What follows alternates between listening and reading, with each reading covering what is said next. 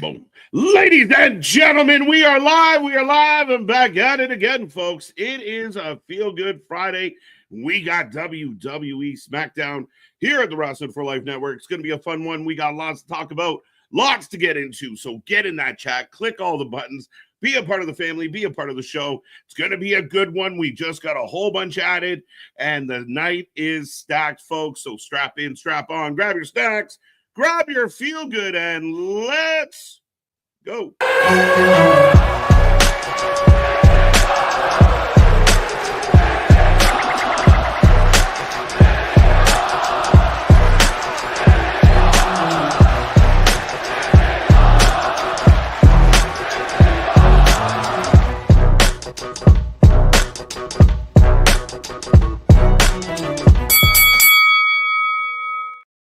Ding, we are live and back at it again, folks. Like I said, we are the Wrestling for Life Network.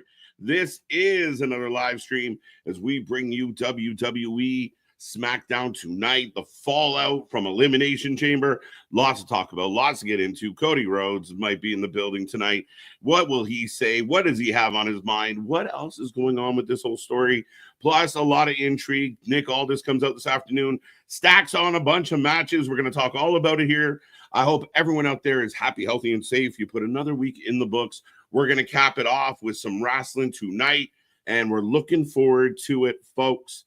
But without further ado, I will remind everybody out there, I am Mr. Every Night, KJ White, the Iron Man of YouTube. That is Mr. Big Nick. Ladies and gentlemen, boys and girls, children of all ages, the Wrestling for Life Network proudly brings to you its YouTube tag stream champions of the world, the Every Night Delight, KJ White. I'm Big Nick, and yes, we're getting Jade tonight. We're getting Cody. We're getting Randy. We're getting the fallout from everything at Elimination Chamber. Plus, you and I were talking about before we went live, especially with them having LA Knight versus Shinsuke in the main event. We were supposed to get it. Then we got a tournament. Now we're getting it. But it feels like we're going to get a surprise. Might be a little bit of a surprise. I think because it slid into that main event spot. Now, one could argue, oh, they're just trying to make the U.S. title feel important, make it feel big. But to me, it's either title change or do we got a new face on in the place? Right away, my head went to somebody that I've been kind of champion for to be on this brand. I really want to see a rivalry between Malachi Black and Shinsuke Nakamura. So hopefully, if we're lucky, maybe tonight is the night. Yeah, I could very much see if, at the end of the match or towards the end, you hear, bah, bah, bah, bah, bah, bah, bah, bah, bah, or even just let's go like out. Yeah. Black mass, and then, that's it. That would be kind of crazy too, but I want the whole entrance. I want to bring back like the lift up coffin. Oh yeah, I want to see the entrance, and he needs to have the music. No Def Rebel.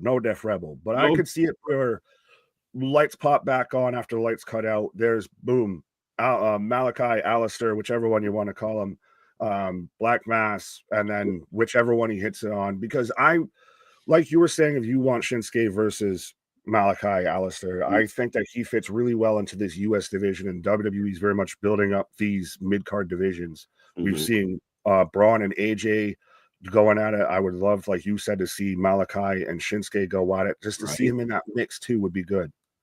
No, absolutely, absolutely. Now, again, folks, welcome to the channel. If you are new here, make sure you hit like, share, and subscribe. Even if you're not new here, make sure you hit all the buttons that you got to hit. Click that little bell. You never know when we're going to pop up. Plus, as we head through March, we're going to be here a lot of afternoons. You're going to want to click that bell to remind yourself we're going early. So, that being said, I'd love for everybody to fill this one up. Take the link, share it. Let's see if we can get to triple digits here tonight.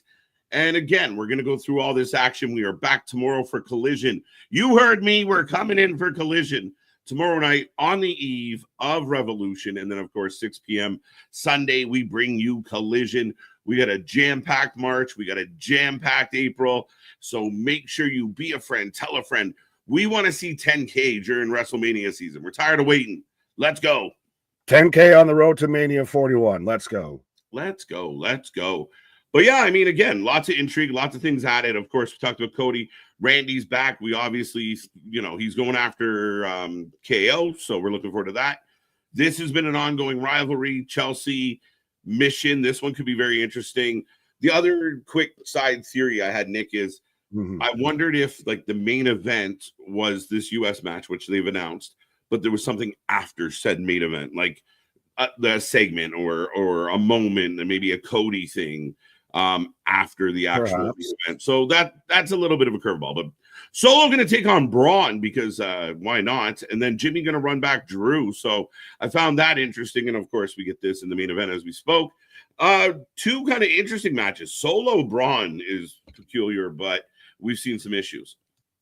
I think it's to get Jacob involved, honestly. I know he's the birthday boy and everything today, so happy birthday, Jacob. But very much, it seems like we're getting still this tension between Solo and Jacob, and we've had the matches, and it's again, King Kong versus Godzilla, all gas, no breaks with it, with Braun and Jacob. So I think this is where we're going to slide Jacob into the show tonight.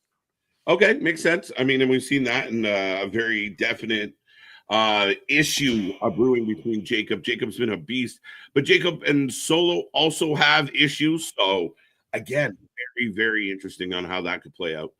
Well, it's also, do they have issues or do they have issues? That's the thing. Is it's a little. We feel like they have issues, but do they feel like they have issues? I don't know. They're trying to play it like they're not, but they're clearly getting their wires crossed. There's clearly a disconnect, and I'm also curious when we see Tama again. Not Tama, Tonga.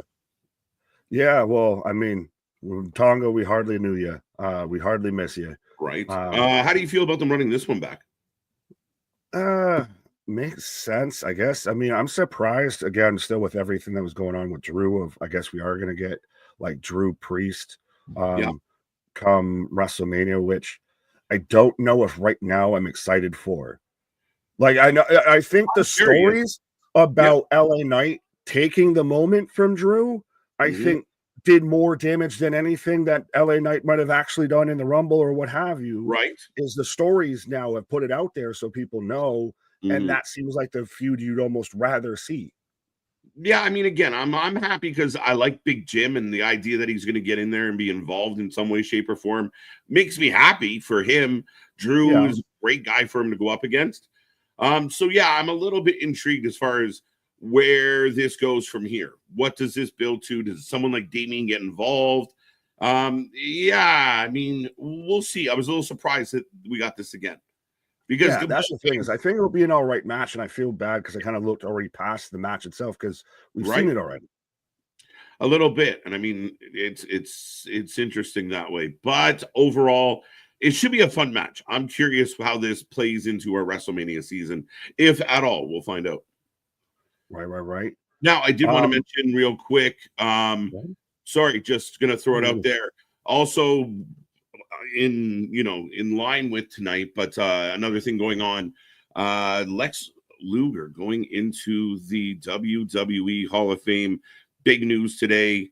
Obviously you heard about it, and the rumor was that Typhoon and Earthquake were going to go in. I'm not sure if that's confirmed yet. Yeah, get out of my head because that's literally what I was going to bring up. Okay, was Luger going into the Hall of Fame. So we were both going to the same ending. Pause. But yeah, well, with natural disasters going into the Hall of Fame and everything, that means Shockmaster would be a Hall of Famer. That's amazing. He might have taken the bar now as the lowest Hall of Famer, but no.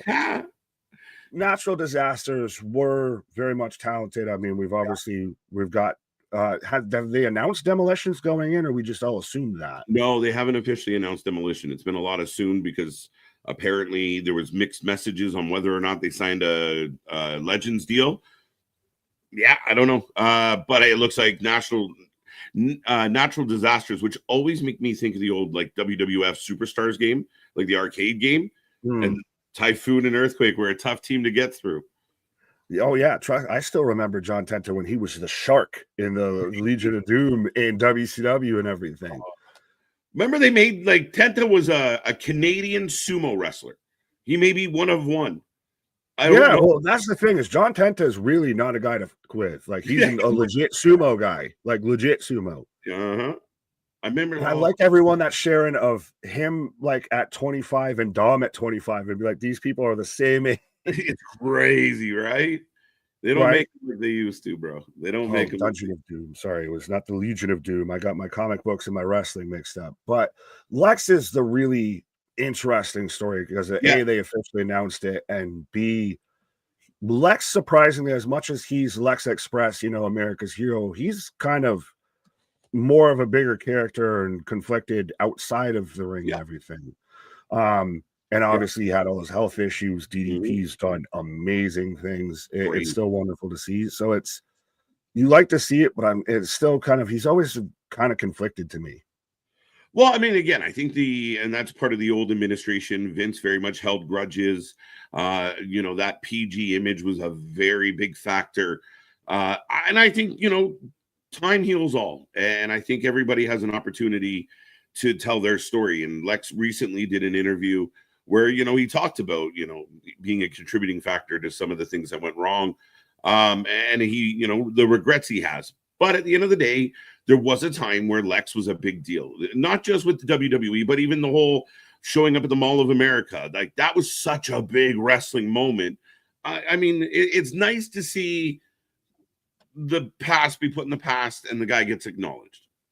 To me, and I guess this would be my ultimate qualification for being in any sort of wrestling Hall of Fame, is could you tell the story of pro wrestling without including them? Because you can't with Lex.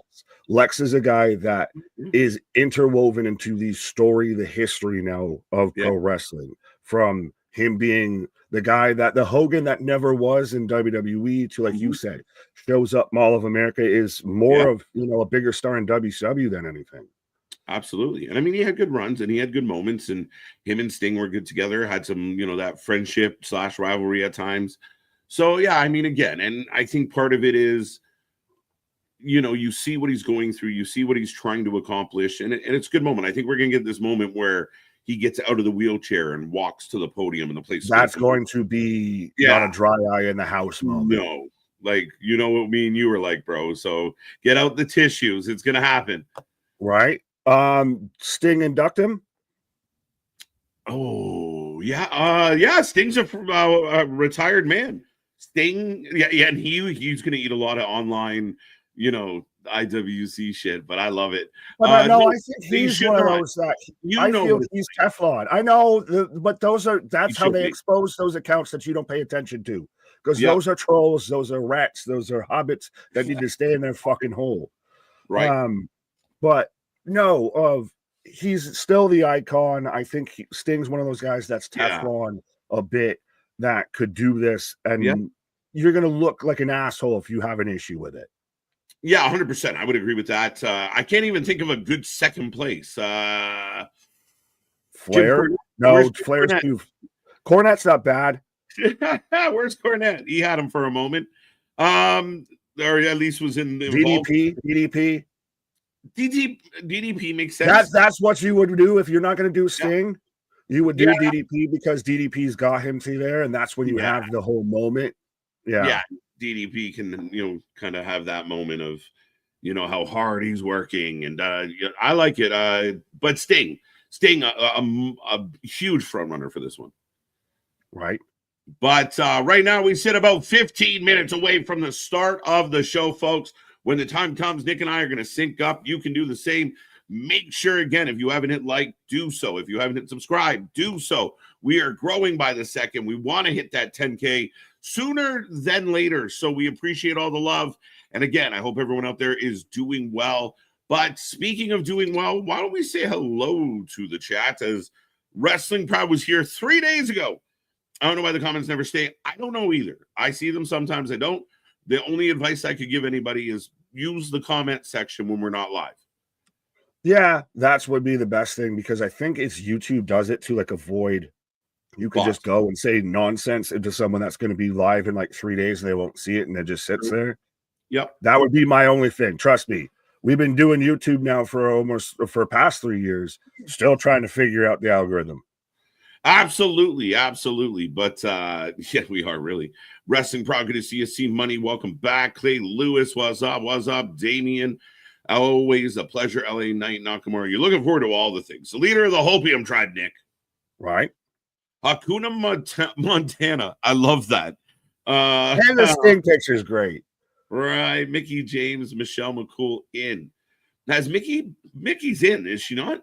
Yes. What I heard with this is it's for the next show. season. Yeah. It's next season that Michelle will be in because allegedly, Taker wouldn't do the show unless Michelle was there. Okay, that's interesting. That's again allegedly. Allegedly. Yeah, I don't know about that. I think Mickey's going back to the ring. That's what I think's happening. Yeah. I think Mickey's ready. And everyone keeps asking, you got another run? You got another run? I think we're not done with Mickey yet. And I think her final run should almost be in the dub. Let's bring her back for one more cycle. I've been saying this for almost 3 years now. And especially with Fallon Henley, softcore country that writes itself, folks. Right. What is up, Kadarius? Has anyone else been watching? So that's a really cool thing. We'll talk about this real quick, Nick, because I know we get behind on hellos. But WCW going to YouTube, I mean, they did really well with the NXT stuff. This is really great for the fans. Oh, 100%. I've seen a lot of people that are just be like, all right, don't talk to me till Monday. I know what I'm going to be doing. And even like when it was on the network, when it's on the Peacock and everything, you didn't have out and outright playlists and everything. And where you could sit there and watch in order or anything. It was a lot of searching and a lot of digging on your own part. Right. This has just been phenomenal. And it's such a huge asset that WWE has of the video library that they have of pro wrestling. Yep. Now, if you put this on YouTube, yep. Oh my God, you're going to reach fucking generations upon generations that haven't watched wrestling. We almost have to like watch a WCW episode at the same time as a Dynamite and then go, look, they're doing it. History, repeat. Right. Good to see you, Larry. Congratulations to Lex. That's we'll leave that one alone. Eric, welcome. Happy birthday, Jacob Fatu. We did see that. The werewolf celebrating a birthday. RKO Jade back tonight. Again, we still got to figure out Bianca and Naomi, dude. You haven't cashed in those tokens yet. I'm still just saying it's just Naomi. Why does everyone need to have Bianca in here? Right.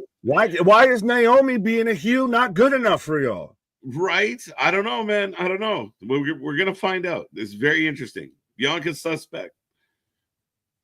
Yeah, well, she is sus, but again, they've had a lot of smoke and mirrors. It's true. Wrestling, WFU, let's go.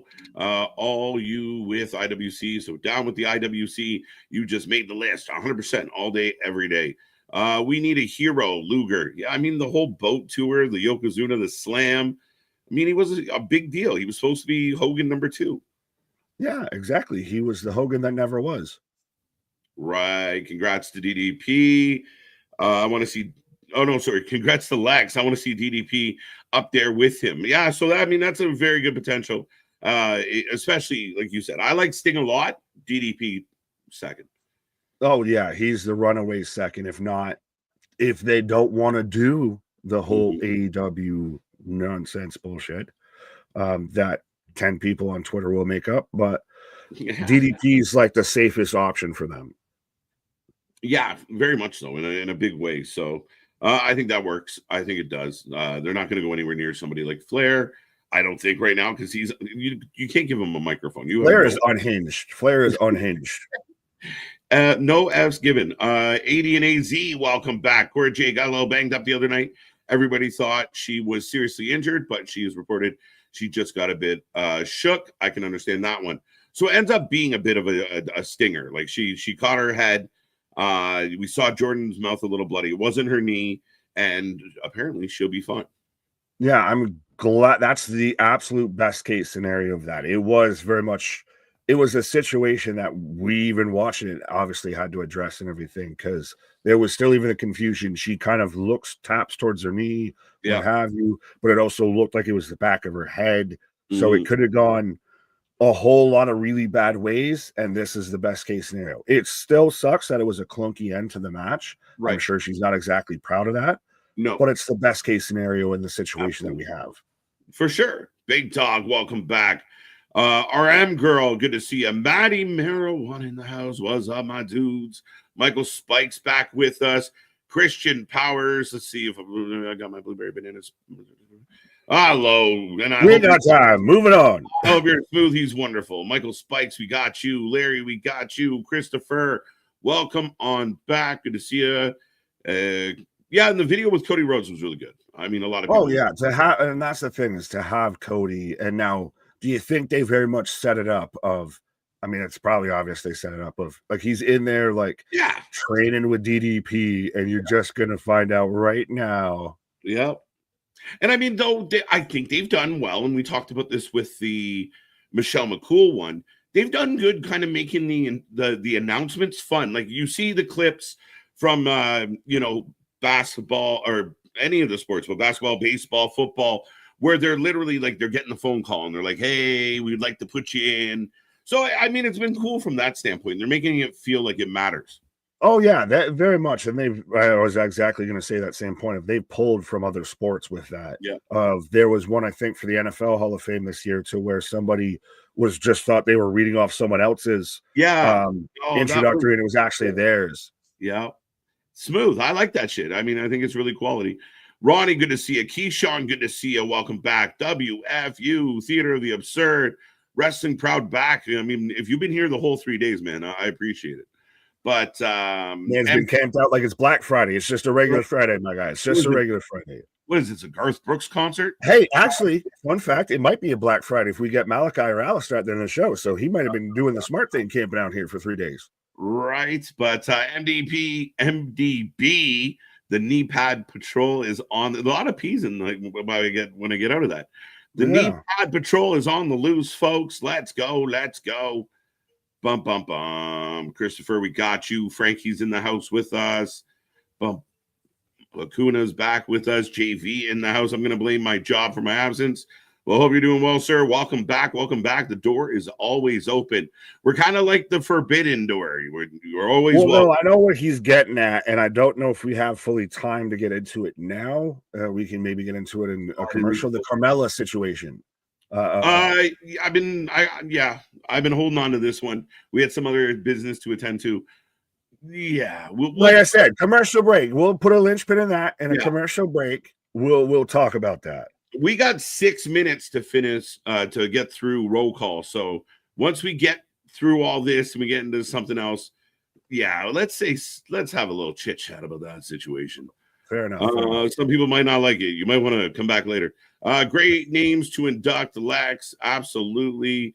Bum, bum, bum, bum, bum, bum. Arn Anderson. Interesting. Not a bad show. Not a bad one. He's probably I'd put him number 3. I'd put him number 3. Damien, the Wyatt 6 confronting Alexa. That could be a thing tonight. I've seen some people say like this was confirmed. I've also seen not confirmed. So I don't. Well, like, why would you announce the segment that way? Yeah, I wouldn't do that. I hadn't seen anything. So yeah. The wrestling god back in the house. Good to see Steven, Elimination Chamber, Seahawks trade Geno Smith to the Raiders for a 3rd round pick. On NHL trade deadline day, the Seahawks and the Raiders, because they're still not quite sure what league they're in, making trades. I mean, well, we're getting close to the NFL offseason, but of just all the moves going on in the NHL today. Yeah, it's the deadline, man. They pulled the trigger and teams stacking. But I'm having to sit there and check my fantasy lineup to make sure people are still on the same team that I drafted them on. It does, yeah, right. What's up, pal? How you doing, Johnny? Good to see you. Welcome on back. Who else we got? I know we got some long ones. You guys can always repeat yourself or use the super chat or super sticker. Daryl, welcome back. Welcome back. Ringsider Anthony is with us, Nick. Shout out there. JJ, the man who puts the T in TNA, Ringsider Anthony. Right. Ronan X with gone for almost 2 weeks, and WCW has their own YouTube channel. Orton, Jade are back, and 10-man steel cage match for TNA Sacrifice, possibly a lethal lockdown match. John Cena heel turn. Yeah, a lot can happen in a few days around here. This man is coming out of like a coma right now. Just what's happening in wrestling? Everything. All of it. But that's hilarious. Ronan, welcome back. Dennis Hodge, TLD. I feel like it's been a minute, sir. Hope you are well. Ryan's with us. Jordan's with us. Alexa's back in the house. Who else we got? Isaac. It's a bit of a long one. We got 3 minutes and 50 seconds. Welcome. Gregory Ford. I like it. Anthony Vargas is back. Sup. During the predictions of the AW World title, Beth Phoenix can show up. A lot of people thinking Beth might, but you nullified you don't need Beth because Willow took out Marina. Yeah, actually, that's a really valid point. It's nonsensical. Well, no, I mean, a lot of people like Willow, and I think that's the only reason why they did that moment is because people like Willow, and we've got to have Willow do something. But no, it would have been a lot better if it was a Beth, and that's your kick into Revolution. That's actually, I haven't heard anybody else really bring up that point. Mm-hmm. Yeah, I know people have talked about Beth because obviously the relation with Cope and you know the involvement of someone like Marina. But once Willow takes out Shafir, Beth showing him now doesn't make any sense. Like, oh hi, like it's not like if you had Shafir take out Willow, Beth comes in the next week, perfect. Absolutely, I will maybe say that you could still get Beth over as a surprise and what have you. But in a booking sense of it, I get fully what you're saying. Of if you're gonna have Beth at all, that's the way you get to her. Is she either is there and does what Willow does, or Shafir takes out Willow, and Willow's still even more the sympathetic babyface. So that might be the best outcome. Yeah, I mean, again, I think I don't know. We'll wait and see. I don't see that all working out, but is the kind of becoming the Nepo company in a lot of ways. But AJ, good to see you. Jose, good to see you. Kayfabe, welcome back. Got you. Alan is with us. Candy Tink is with us. Wesley, Daniel, Barry, Sports Highlights, Jerome. I love seeing all the new names. Stoner, Jesus, may the blunt be with you, and also with you. Absolutely. Yeah, that's the thing is I saw him in the chat and I was like getting ready now of like I gotta like it's almost like a race of who can be first with it.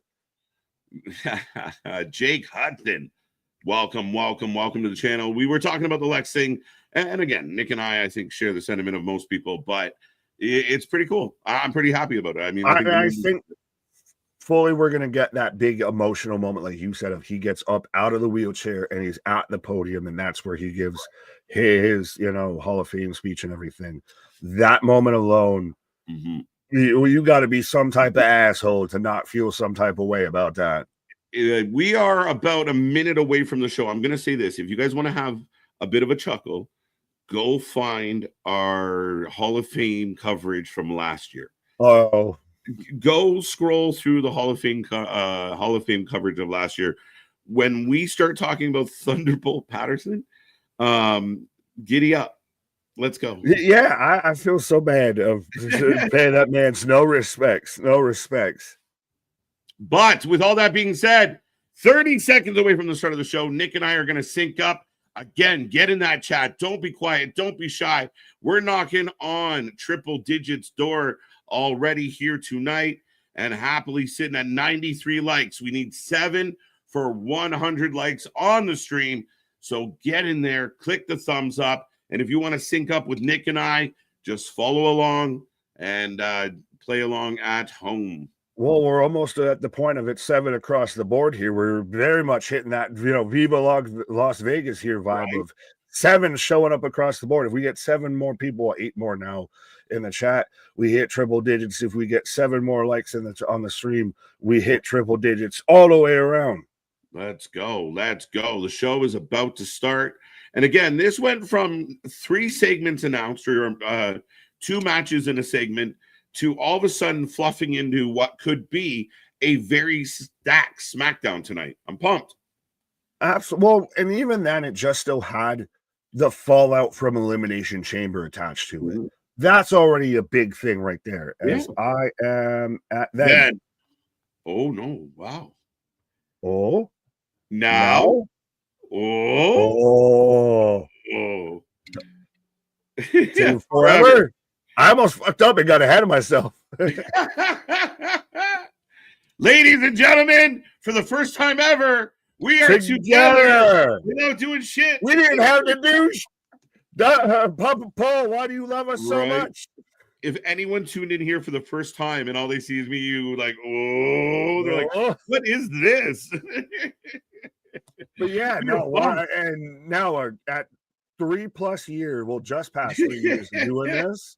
That is the first time we've never had to pause, hiccup, just straight rolled into it. And again, for those who don't get it, KJ's in Canada. I'm in New England. So we're crossing the international lines here. Right. We're not syncing up like next door neighbors. We're syncing up next door countries. Absolutely. Absolutely. As we got LA Knight on the screen. Too funny, my guy. But yeah, perfectly dialed in and ready to go. And again, the main event of this one, Shinsuke. It's going to be a badass night tonight. He definitely looking like a villain. And I love it.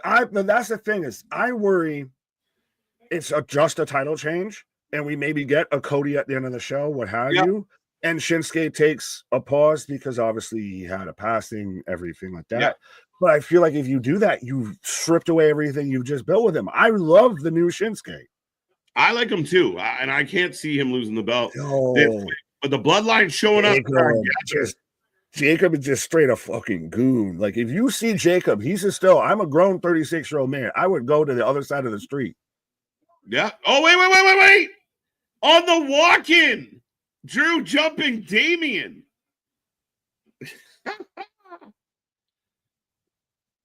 Damian doesn't even have time to recognize what's happened. He's just out. So we kind of know that's foreshadowing for later, folks. Right? But real quick, spaz in with the $10 super chat. K-Jig and Sticky.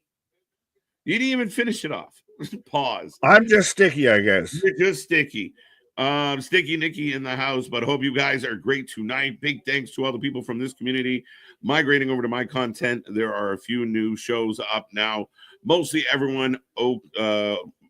hope everyone's okay tonight. Spaz, that's awesome. We love seeing your stuff getting some love. We appreciate all the love you give this channel. So shout out, my guy. Absolutely. We're building the WFU universe out here. We really are. We're the Kevin Feige of wrestling content out there. Right. As they're showing all the celebs. Did you hear? I know we got another super chat even to get to. But did you hear of AEW wants Kendrick Lamar? Yes. Drake showed up at the Rumble. So stupid. But go ahead. Nope. No, we're just getting a replay of Chambers. So right, and we're focusing on Bianca there for a half second again because Bianca's Naomi's not good enough as a heel by herself. She's got to have someone that would be the bigger and better heel. Right. The Canadian crowd certainly love Trish Stratus. Facts. SmackDown just became a 10 tonight. But Frankie with a $10 super chat. What if Ray Fenix is the one Chad Gable brings in to help against Penta? I think we might have talked about this a little bit on Monday. Yeah, we joked about it. I don't know how serious I was, but my God, it would be a surprise kind of. I could hear the fans already. They're brother. No, I think it'd be good. It'd be cool. That's got to be Phoenix. That's got to be Phoenix. Exactly. Kane and Undertaker. They were brothers. Lucha Kane and Undertaker, but yeah. Yeah. That stomp was vicious. And again, though, I remember saying when we were watching the Chamber of that was not John Cena to capitalize on a down guy like that. Mm-hmm. Yeah, I know you're not wrong at all, man. Cody Rhodes. Remember when we all thought Cody saying a cuss word on a WWE pay-per-view was going to be the cool moment of the night? Right. Like it just got a whole lot cooler. Right. Like kids, like hearing it for the first time. But no, because that's what when it's effective versus you hear shit, piss, all of that. You hear a South Park episode every time you watch AEW. Dude, John Cena auditioning for serial killer movies. Look at that face. Yeah. The horror movie music. But that's the thing is this was not just a wrestling moment. This was a pop culture moment. Crazy. It really was. It's echoed. Like absolutely reverberated through the world. Well, this has been argued of, greatest heel turn of all time. I mean, he set a Guinness World Record, which Dave argued incorrectly about longest times between heel turns or what have you. Of like Guinness gave him a fucking plaque because of this. Right. Shannon Sharp Good old Unk, Club Shay Shay wants to fight John Cena because of this. Right. But Randy Orton is back, ladies and gentlemen. Oh, I've just been stuck on the dark screen. All right, so we might have to actually sync up now. Oh, bro. I got Orton coming out right now. He's doing the little shoulder shake off. Yeah, we might be good. Yeah, well, I just got stuck on all the horror drop and then all the black titles of they cut out him kicking him low blow. Oh, okay. K Jig and Sticky at Spaz Podcast, question mark. What is Jigger Snickers? What? What the hell? Why are you trying to get us caught up in some shit? Right, Jules Case in KC. How you doing? Maddie Stoner. Holy, I like this list. Easy Bake. Got you. How you doing? John C. But yeah, we're off and running. Randy Orton coming out to the ring, folks. Randy right by the ring, just looking at the crowd. All right. Now, this is the top 10 moment in WWE history. Yeah, I mean, again, it's top 5, maybe, for sure. Yeah, top 5. I go top 5. It might be one of those in wrestling history. Yeah. Let alone just WWE. Yeah, and I mean, I see the online debate. Is it like the Hogan NWO turn? And we get there's variable differences, but I think in that time or in this time, it's the equivalent type of moment to that time. Like the crowd, the crowd threw stuff. Yeah, but you can't do that anymore. If you throw stuff now, it's a big deal. So you'll never be at another event ever. Right? Yeah. So I get what the old school guys are saying, trying to protect the Hogan spot. But at the end of the day, I think for this generation, it is that moment. We said it live after watching it. That was on par with that moment. That's the visceral, guttural reaction to it because that's the level that it carried. Like we said, when I've got Randy about to do the pose in the corner here, just so making sure we're close. But that's the moment that brought about of it's getting talked about on ESPN. It's talked about here. It's talked about there. Jon Stewart's comparing American politics to the Cena heel turn. Yes.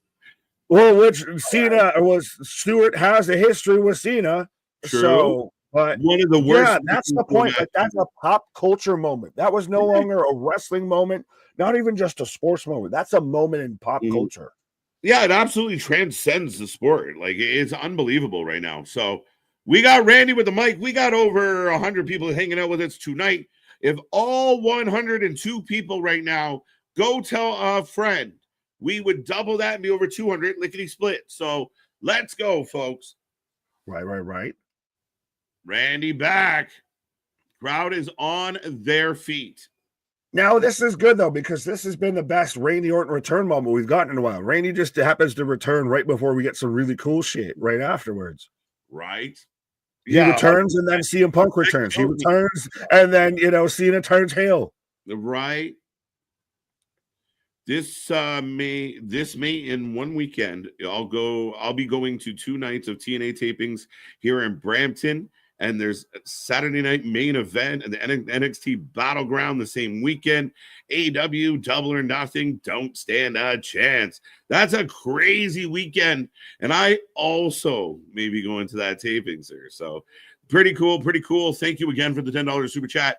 And they just announced July 5th. Well, it's not officially announced, but July 5th, WWE Evolution comes back. Very intriguing. And then the Memorial Day weekend is packed. So lots of stuff coming your way, folks. Could we see our first ever KJ IRL spotting? Maybe. Instead of remember when it was, if you could find one of us in the crowd, the doppelganger, and then everyone just was like, you're Kevin Owens, so you're on every show. Bro, I'm going to have something for sure. I was going to say, you better be out there doing everything. I will be known. I will streak. Right. We're going streaking. Right. But Randy talking about Kevin Owens. Oh, John Cena, my bad. So he just mentioned John Cena. So we got back together. What's that? I said, I think I'm where you're at because you just mentioned John Cena when you mentioned John Cena. So I said, we're back together. We're perfectly in sync. We're Justin Timberlake and JC Chazé, Joey Fatone. Right? Doesn't it, John? Everybody taking shots at The Rock and John. Yeah, but that's, I think, do you think with them, quote unquote, writing Cena or Punk off for a couple of dates, it ends up to where we get a moment to where they show up and write Punk off? Maybe it could be. I still think, you know, they got plans for Punk heading into Mania, so I don't see him being written off too long or too far. But well, yeah, no, there's the two, like he was going to show up for all the dates, and then I guess they took him off 2 weeks. Right. Bruiser, good to see you. Welcome. Al Snow, welcome back. Theater of the Absurd, we've got you. Ronan, gotcha. AJ, gotcha. Bum, bum, bum, bum, bum. Now, Kevin and I, we got a lot of common. We have a lot in common. Yeah, well, speaking of, I think it was Ronan that's like, I just came back after not watching for 2 weeks. Like, what is happening in wrestling? Like, think about it. If you woke up even just yesterday and was like, you know, Randy Orton's a babyface and John Cena's a heel, that's an insane thought to think right now in 2025. Right. Well, I mean, again, I think you got pointed out very well in the chat of like all of this happened in the last couple of weeks. Like shit really happened. Yeah. And people are still mad. Like, how are we mad when all this shit is going down? Because just you're mad to be mad. Never underestimate.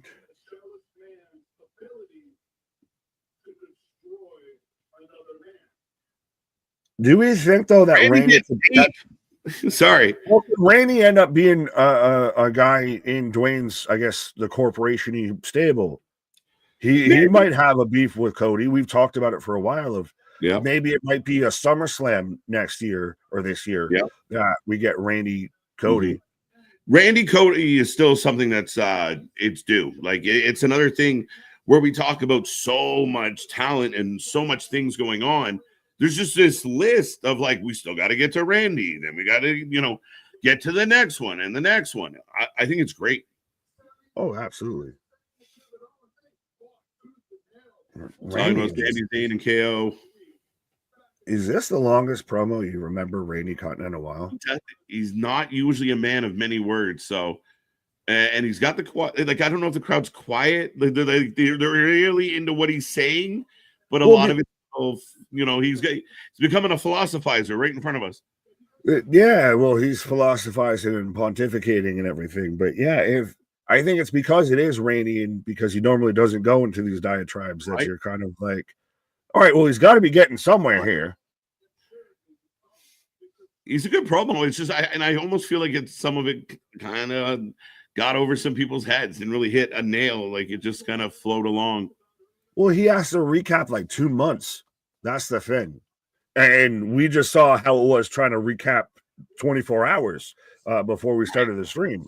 So, and we still haven't touched on everything. So imagine having to recap 2 months in a promo. Right.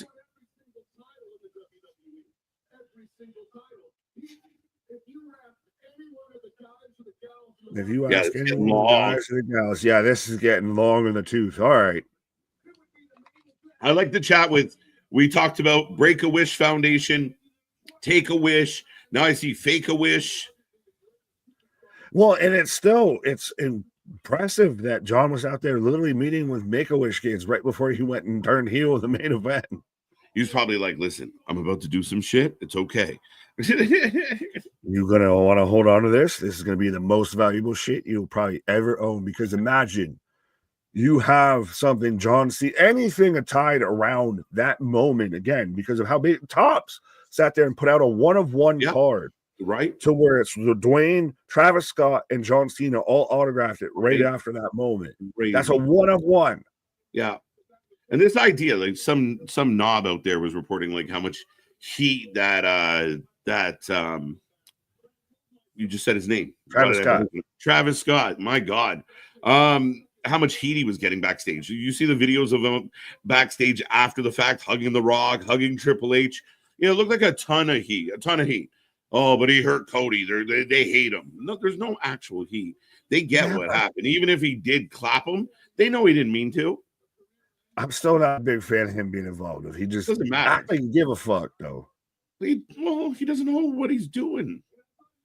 It's not you know that you don't need to be sitting there, you know, smoking them peace pipes in the corner there. He was doing the Rodman, right? The big Rodman had the big stogie. That's what he think. That's all he knows. Fair. I mean, I think I even said that at Chamber that he's kind of the Rodman of this. Mm-hmm. So fair enough. This is my favorite foundation, Make-A-Wish. This is still going. The voices in his head are still telling him to talk. Oh, they're cheering again. Shake a wish. Those voices, they told me to back up, measure my mark. Right. See, if he would have gone here 2 minutes ago, I think this would have been a lot better. Yeah, maybe. Stake a wish. What are we saying? We're just now anything that you can rhyme. With make and end with wish. Right. Definitely wouldn't mind a steak a wish right now. Yeah, what type of carnivore genie are we praying to here? Pat McAfee is the second best punter in the history of the WWE. We talked about it at Chamber, and it looked very much like he was about to set up the punt kick. So it's going to be really interesting if he hits that move again, because I think do people still remember how devastating that move is? Yeah. I mean, it'll look that way, but yeah. The voices. So we open. Christopher, we could do better than that one. Mm-hmm. Yeah, Randy Orton opening the show. Stern words from Kevin Owens, and we go to the back with Nick Aldis from earlier today. Tiffy, Chelsea, Piper. Yeah, Secret Service. Mm-hmm. I felt like the promo was a little flat, a little long, but I love Randy, so he gets away with it. Can't really say much. Yeah, it was one of those. I guess it was a soft landing. It was long-winded. I think if he could have cut like a minute and a half, 2 minutes out of that, right? But ended well, right? Face Randy is. Yeah, I think that is always one of the things. Is Randy doesn't comfortably do like the rah cheer for me speech. I love Randy, but it's much better when he's got that mic in his hand and he's being a dick. Is he a bit like, when he was an in-ring wrestler, face Triple H, of kind of those two don't really work well together, right? Like that, like you want Triple H to be the heel, to be the asshole. So what did they just say? I missed the end part. So we get a match. Champion versus champion. I don't see that, Ronan. But we are ready for action. Tiffany coming out. Yeah, Tiffany, I think, is going to fight Piper. Oh. Is that right, folks? Well, yeah, it's windy. I refreshed and now I got Tiffany out here right now. Right.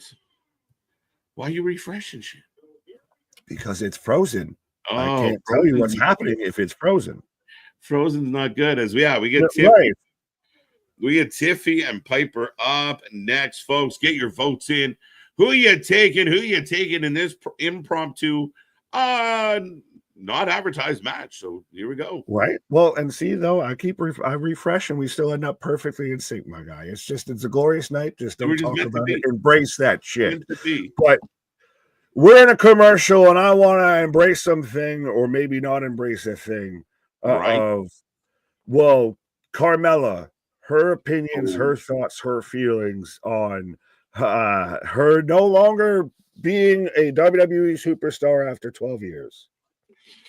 Listen, I'm going to be very open and honest with everybody out there before I say anything. I haven't listened to the full interview, and maybe I do have to listen to the full interview. But regardless, I mean, I know she put another video out saying, you got to hear the whole story. Yeah, but I mean, no matter what else you said around some of those statements are a bit crazy to me. They're a bit wild. I don't, there's so much evidence against what she came out and said. And to me, it feels like low-hanging fruit. I think too often we talk like, I got to be careful where I lie on this one. But too often we go to this shit like this.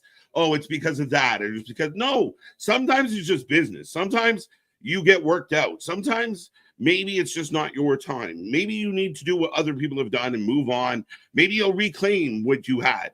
But they have to make choices. And when you got all this talent coming up, sometimes that's the decision. Maybe there's issues with Graves because now he's down on NXT. Maybe it ties into all of this. But ultimately, we might see Graves and Carmella end up over on AEW. Let them go. But when you make a statement like you made, to me, it was very inaccurate. It was unfair, and it doesn't do justice to the place that let her work for 12 years. She played into a common narrative because she knew it would get clicks. And if it's not her, then the person, the whoever, nobody that was, that did the interview, they put it out to make it look like that for the clicks. It's a bad representation because we've seen so many people come back from pregnancy and be involved. So to me, it sucks. And sorry, Carmella. Carmella wasn't that good. So, I mean, she had her moments, but the clock ticks. And to me, it's a shitty take. I've said this even,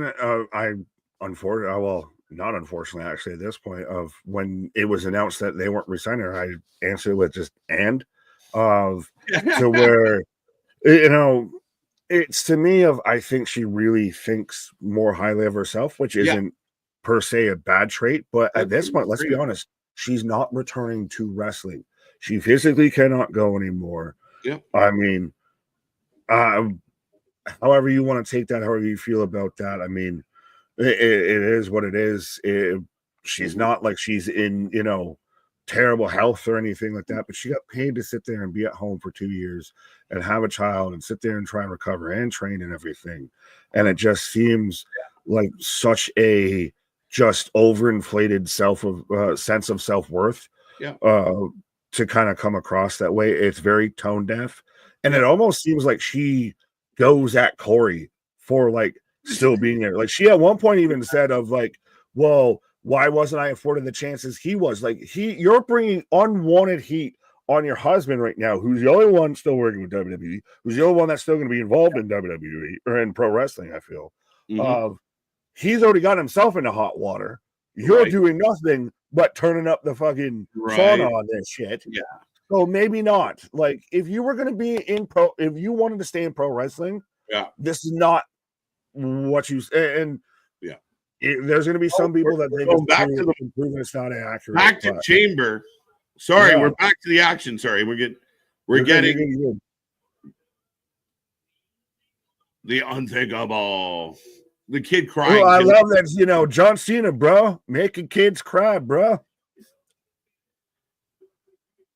Shannon Sharp. But yeah, I mean, at the end of the day, I mean, we've seen a lot of women go in. I saw again the signalers out there. I can't believe men have an opinion on this. Like, we gotta let certain shit go, people. We gotta be able to be open and honest and stop coddling. Not everything has an excuse. Like, we all have lost jobs. We've all had opportunities that get missed out on. Things change, and I wish her nothing but the best. But to me, it was a shitty take to get eyes on her. And to me, it was, again, just an overextension of a time where there really was an issue for the women. We see how far it's come. Let's not pull everyone else back because you're pouty. Well, and again, and Over the Top Wrestling Podcast shout out we'll say Mella is a 2-time champ plus Money in the Bank winner back to back. Don't do that. But I still, at the core of this, just women's wrestling in WWE has passed her by. Point blank, period. Just look at NXT. I don't even know if you'd throw her in NXT right now and expect her to be better than a Roxanne, a Zarya, a Sol Ruka, a Julia, a Jordan Grace, a Stephanie McIntyre. I can name 5-10 women just off the top of my head that you already put ahead of her. Of just the game has passed you by, and you didn't get fired. Your husband still works there. They just said we're not going to renew your contract. Yeah, I don't get the bitter bitch syndrome with this. No, and I mean, again, we've seen it with multiple people. Like, and the last thing I'm going to say on this is we're about to get the start of the match, folks. But where's this big old poor Corbin? Like, again, it works in every direction, but you really, it boils down to, as a fan base, you got to understand, you demand that you want to see everyone booked, but there's not enough time or spots for everybody. Then you get mad at the company for holding on to people they're not using, and you also get mad at them when they let them go. So what the fuck are we supposed to do? This is not, this is not how it's going to run. We can't do all the things. This isn't 2K. This isn't my GM mode or anything like that. This is still an actual business. And love it or hate it, business decisions are going to be made. Yeah. I wish her all the best. I just think it was a take. It was an easy take. And to me, it was a dated take. And it's just unfortunate because she could have put out a statement saying, I'm grateful for my time. Tony Khan is going to back up a very giant dump truck of money for this lady if she wants it. I don't know, because she can't go. Like, that's the thing, is, to me, it's just such a jaded, unnecessary. Ooh. Yo, when does Tiffany ever hit that? The little knee drop. Yeah. Nice. I think you were. I was waiting to see. I think I stopped. The Senton threw us off. Well, yeah. Well, no. Trust me, it's more important than anything Carmella's done. What? But according to PWN, we talked about this before we went live. Malachi Black expected to return to WWE as part of SmackDown brand. Shocked due to his wife's Lena Vega being on SmackDown, and WWE have often tried to book couples. Nick, we talked about this before we went live. It's funny when something becomes like internet rumor or something like we'll theorize, and then all of a sudden people just start reporting it like they've spoken. Oh, we hear he's going to be on SmackDown. Yeah, we've talked about it for a while. Like, there's no actual sources feeding this information out. Yeah. Well, I mean, it goes back to a recent Dave deleted tweet of, because of a close personal friend of mine that said that Dwayne wanted Cody and Cody didn't want to do business and all that. Right. But it's very interesting to me that it's Friday. It's SmackDown night. We've got Shinsuke versus LA Knight in the main event. It makes the most sense to where even just to us, that something like that could happen. Yeah. So what's a story that's going to get a lot of traction if I say this, and I have maybe more than 10 people that actually believe what I say is gospel, that's going to get a little bit of traction, is I say Malachi is going to show up on SmackDown. Not saying it's not credible, not saying it doesn't make sense or anything like that, but it's just really fitting that it's the perfect time that this story would drop, that the story drops. Absolutely. I mean, again, it becomes very transparent, right? And I still can't fathom how many people are just regurgitating shit from other people. Does anyone actually write their own shit out there? Does anybody report their own shit? It literally is just 90%. Oh shit. Two. 90% of people out there are just regurgitating bullshit from other people. And this many people on the internet are actually reporting anything of value.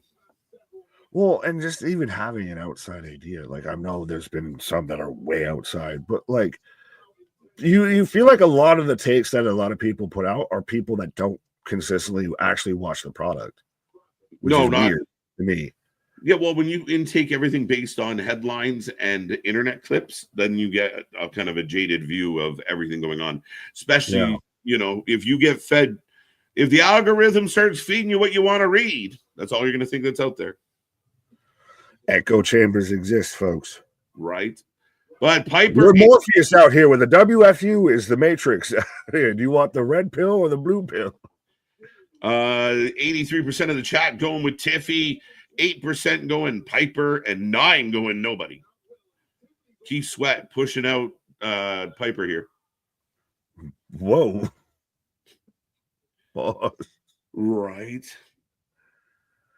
Make a wish. Again, we're just out here does it rhyme with make, and can I throw wish at the end of it? Right. Rake a wish. Like, we get it, folks. We get it. You guys are clever. Echo chamber.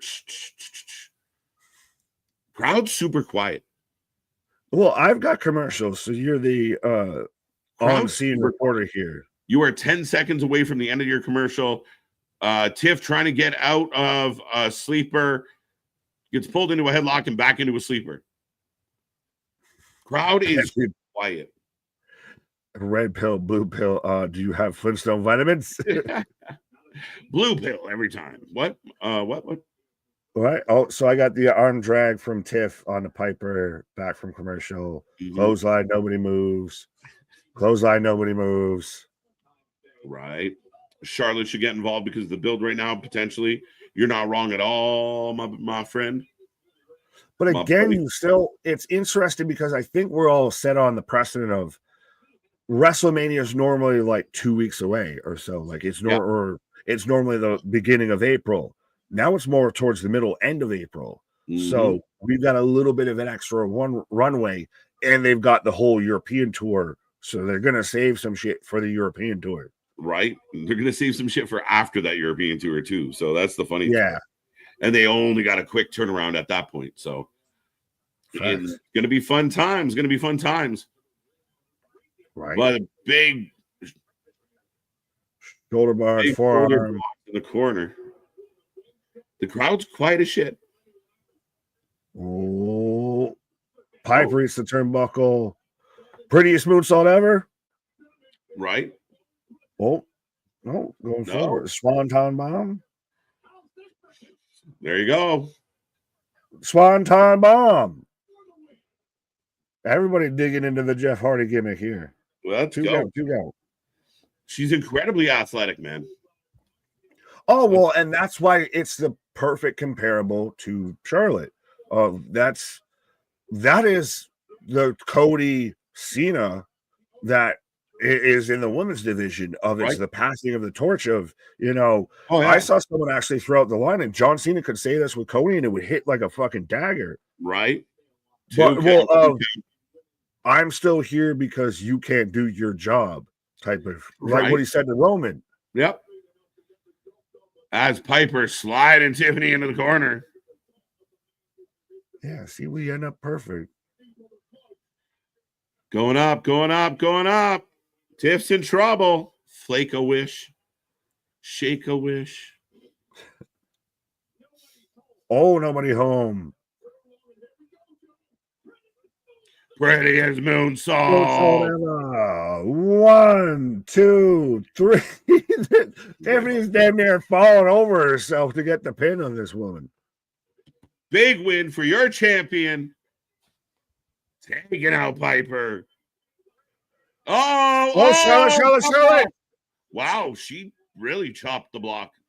Yeah, she looks like the fucking scarecrow or something out here. What the fuck is she wearing? Look like the scarecrow. Jamila, she's borrowing from Seth Rollins. No. If this is fashion, can we go back in time? Figure 4. Figure eight. We haven't seen a figure eight in a long time, my guy. Figure eight. Bridging it. Well, and that makes sense with the chop block, take out the knee. Right. Welcome back. See money. I see you. Oh, and the fucking arch on that. St. Louis would be jealous of the arch that Charlotte Flair got on her fucking back with that shit. White the bridge. Crowd, the refs trying to pull Charlotte back. Tiff trying to get out of harm's way. I'm sorry. All I can think of is with looking at Charlotte is she's either trying to put a fear toxin in Gotham, or I could while away the hours with the flowers. If I only had a brain. If I only had a title. But Charlotte striking first, folks. Taking out the knee, then hitting the figure eight. It makes sense, and this is the way they're going to go with it because you're selling the shots of Tiffany, selling the knee of weaken her of so when she hits that, when she locks that in, can she fight back from it? If she's out. Whoa. Sorry to interrupt, Nick. No, you're good. Whiteboard. It's always say, who is Pepe Silvia? Who is Pepe Silvia? Right? Look, he's doing it. We're going to get a multi-person tag match at WrestleMania. Yeah. Setting it up. Yeah. Yeah, so we're breaking down the conspiracy as to who attacked DIY. Right. Zero reaction. Yeah, it was a very, very quiet. The crowd's been very quiet. They're quiet for Randy too, so you can't hate on the ladies. Yeah, well, it's surprising because they're in Philadelphia, normally a raucous arena. Right. Now we're back to connecting the dots. If you guys can't see it, all this has the big whiteboard with the picture of the tag teams. And so I goes to Janice. I said, I got all this mail for Pepe Sylvia. I can't find his office. I want to find Pepe Sylvia. They put Pretty Deadly up to it. Look, he's breaking it all down. Look. Ultimate Pentagram. X. Penta coming to SmackDown. Are they going to do? They won't do Ultimate X, will they? That's what that picture looked like. Am I just talking out of my ass? I don't know, but I just got really excited. And they won't see my desk rise. But look. Yeah, no, if they do that, granted, it's not the 6 size or next week. Street Profits versus DIY. Oh, this guy's triple threat. No, I made that part. So we're making essentially a long diagram to establish the tournament, which I still feel like is going to end up in a multi-person match. Well, not really a tournament though. So Street Profits against DIY for the title. The other 3 teams are going to have a triple threat for the number 1 contender, the winner of that title. I want Ultimate X. I like my idea, but we got MCMG coming out. So what you're saying is Motor City Machine Guns have a 33 1/3% chance of winning the tag titles at Sacrifice. Right. We're getting a shot at them. What's up, Lady B? Trying to dress like a Reese Cup rapper. Yeah. Reese's Puffs. Right. You got Tiffany in my Charlotte. Well, you got Charlotte in my Tiffany. Raggedy Charlotte up in here tonight. Nick Aldis is Charlie Day. Yeah, 100%. Well, and then the best one is still Cody as Charlie doing go. Yes, sir. I always love me some Always Sunny. I have watched way too much of that. No, I didn't watch a. And that's American Trailer Park Boys. Okay. Okay. Sean Stasiak with Stacy Keebler on Nitro. Let's effing go. Somebody did ask us earlier how we felt about, as I'm getting a commercial for LFG. The groups are going to have to make factions. Do what diddy dum diddy do. Like, what are we just singing songs? Right. Oh, I thought it was going Miss Yellow. Rat-a-ta-ta-ta-ta-ta-ta-ta. Wild card bitches. Raggedy Charlotte. She looking like Ichabod Flair. That is way better than Raggedy Charlotte. Ichabod Flair.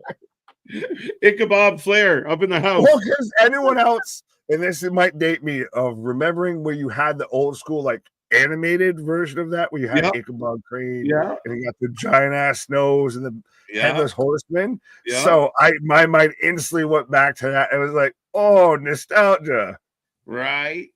Ichabod Flair is it, my guy. Ichabod Flair. You heard it here first, folks. Good. The assless horse. I should have clicked on that. Jose. My guy. Tell me when I'm telling lies, says Jose. I'm literally, I got watery eyes. I'm laughing that hard. MCMG greater than Young Bucks. Yes, facts. Rat-a-tat-tat. Yeah. Even though they somehow won Tag Team of the Year last year from He Who Should Not Be Named. It's ridiculous. There's so much I want to rant and rave about when it comes to the WON out there, but the WFU, screw it. We're going to take the high road. But my God, am I so fed up with this clowning, just absolute clowning You take the high road and I'll take the low road. And I'll kick his ass before Right? Like it's crazy, buddy. Crazy. right. But ladies and gentlemen, the show rolls on. We got so much more coming your way. So we're about a minute away from the end of this commercial break. Don't forget Collision tomorrow night, 7:45 p.m. We will go live on a Saturday night. The Saturday night live streams are always a party. Just starts thinking about fucking Shane. But But we are here all week long, back at it for Revolution, 6 p.m. Sunday, and then Monday, steel cage match between Seth and Punk. We also got Logan calling out AJ Styles, or the other way around. But we got the other way around, but I got you. It still works. It still fits. We got. I remixed the remix. It was back to normal. Facts. But ladies and gentlemen, make sure you hit like, share, subscribe. And again, we're on a marathon run right now, and we're going to head all the way into next weekend. So we're looking forward to it. Absolutely. 100%, folks, as I believe KJ is taking the punch. I'll be right back. Right. There we go. But yes, 100% as KJ is taking a pause for the cost, but absolutely. Trust me. Believe. Yeah. But we're on the road to WrestleMania. Absolutely, 100%. Nobody covers more live wrestling than we do here, fully, literally all the way through till next Saturday, I believe. And then absolutely, trust me, when it comes to WrestleMania, Saturday with Stand and Deliver, night one of WrestleMania, we pretty much are here literally all day.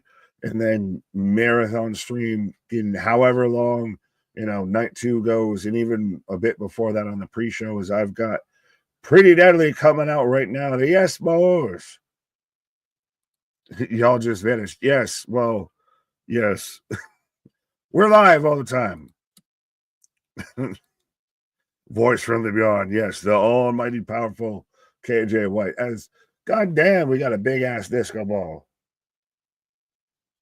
Like, now I'm wondering if that disco ball is actually there or if it's like some AR graphic thing, because that's a whole lot of disco to bring for 30 seconds here. But let me know, folks, who you've got, whether you've got Low Slith or Motor City Machine Guns. Christ almighty. Motor City Machine Guns. Oh, Motor City Machine Guns, Low Slith here. So we're getting the triple threat right now of Los Garza, Los Lotharios, who didn't get an entrance, so clearly they're not winning, versus Pretty Deadly and Motor City Machine Guns. And I hate that when we have a triple threat match, that you, especially with tag teams, you don't have a member from each team in the ring. It makes no sense to do that, to where you would theoretically have to tag in someone else who could win the match that's not on your team to continue on in this match. It makes so much more sense. You have three people in it, follow the fucking tags, but I digress. Let me know who you're taking, folks. Pretty Deadly, Motor City, Pretty Deadly.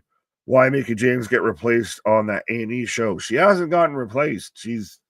It's been alleged that for season 2 that Michelle McCool will take her place. That's about it. We're not even talking about this season right now. Motor City, MDB, what up? This is the ultimate tag jobbers match.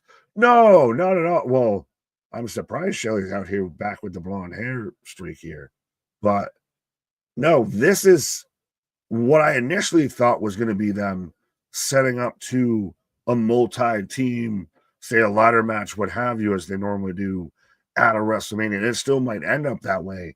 But this is, pretty much showcasing SmackDown's tag team division here, because this is really about the 5-6 teams they got.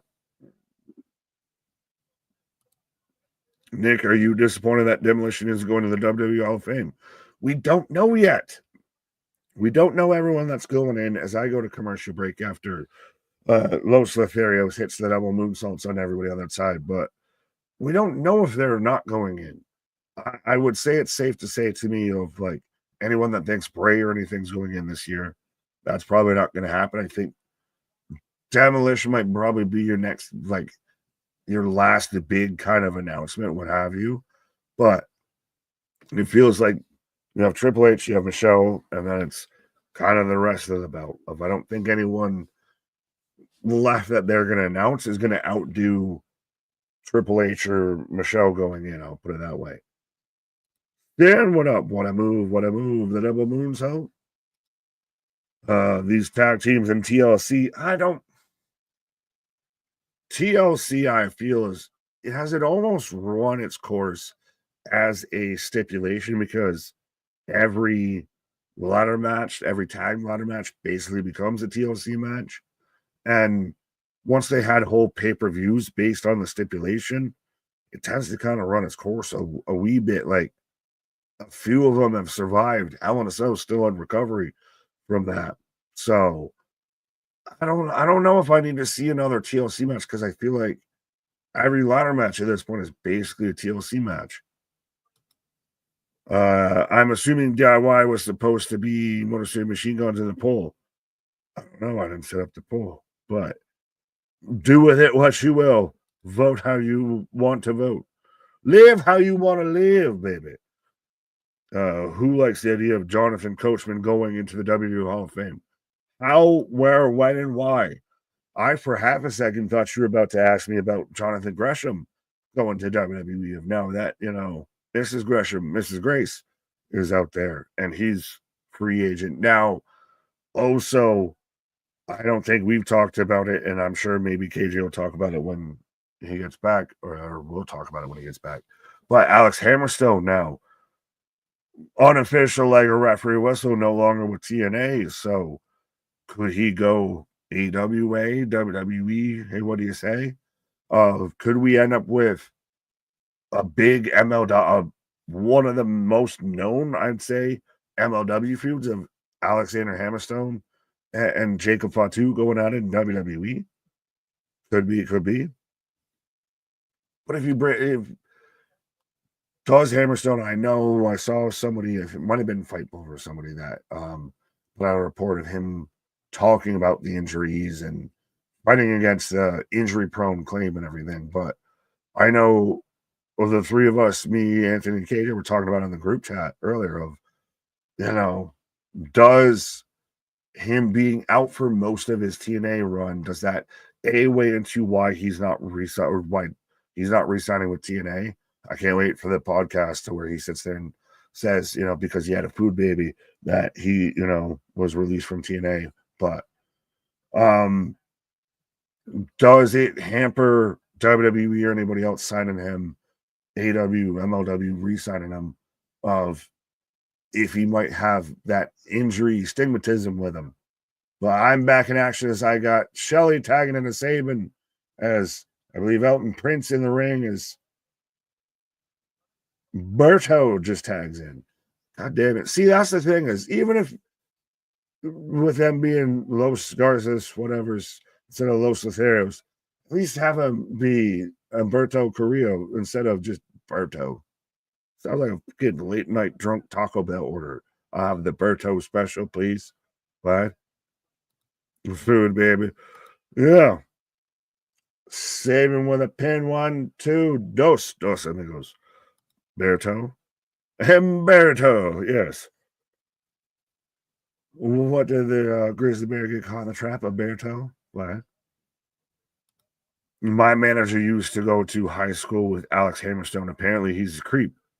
Well, I'm so glad, Alex Meltzer, but I kid. But I mean, that's secondhand upon third-hand information there. Like, and that's just, you could say nonsense to say nonsense. But yeah, I don't. That sounds like a fucking Wrestling Observer Network report right there. Outlaw rule in effect in this match. Well, no, we're still seeing a bit of tags, I feel. As Sable with a tope through Shelley's legs onto everybody on the outside. I do not know, outside of Chris Sabin, who's the legal man. As Shelley going, 1, 2, backslide. Pretty Deadly picks up the win with a backslide. Hey, who had that? Bare toe versus more toes, yeah. But Pretty Deadly now setting up to essentially take on the winner of DIY versus Street Profits. So, surprise, surprise. I really thought that could have been Motor City there, but I still think that come WrestleMania Stand and Deliver season, we're getting them in a multi-person or multi-team ladder match. Yo, shout out the guy behind Wade Barrett. Homie is with the backwards baseball cap. Homie was locked the fuck in. Man's just staring off into oblivion. But we're getting a replay of Jade returning and going at Naomi, which shout out Naomi, by the way, of having to wearing the whole neck brace during the Queen of the Ring media to the screening of the opening night, what have you. Why am I thinking of the term? The walking the red carpet is what I was trying to say. But she's out there doing the Tony Khan and wearing the neck brace that's, styling and profiling, fitting in her outfit here. Because that shot, as they just show the replay of Jade just slamming the door on Naomi, was just good God. Now, up next, we've got the whole Jade Bianca situation, I guess, being addressed. I wonder if Bianca was just caught off guard with it. I get to where we could get the theories of she might be involved, what have you. But it feels like, why can't Naomi just be the heel? Is Jade versus Naomi not good enough? We need to have, Bianca still involved with this, even though Bianca's now set up to take, at this present time, Io Sky for the women's title. Yeah.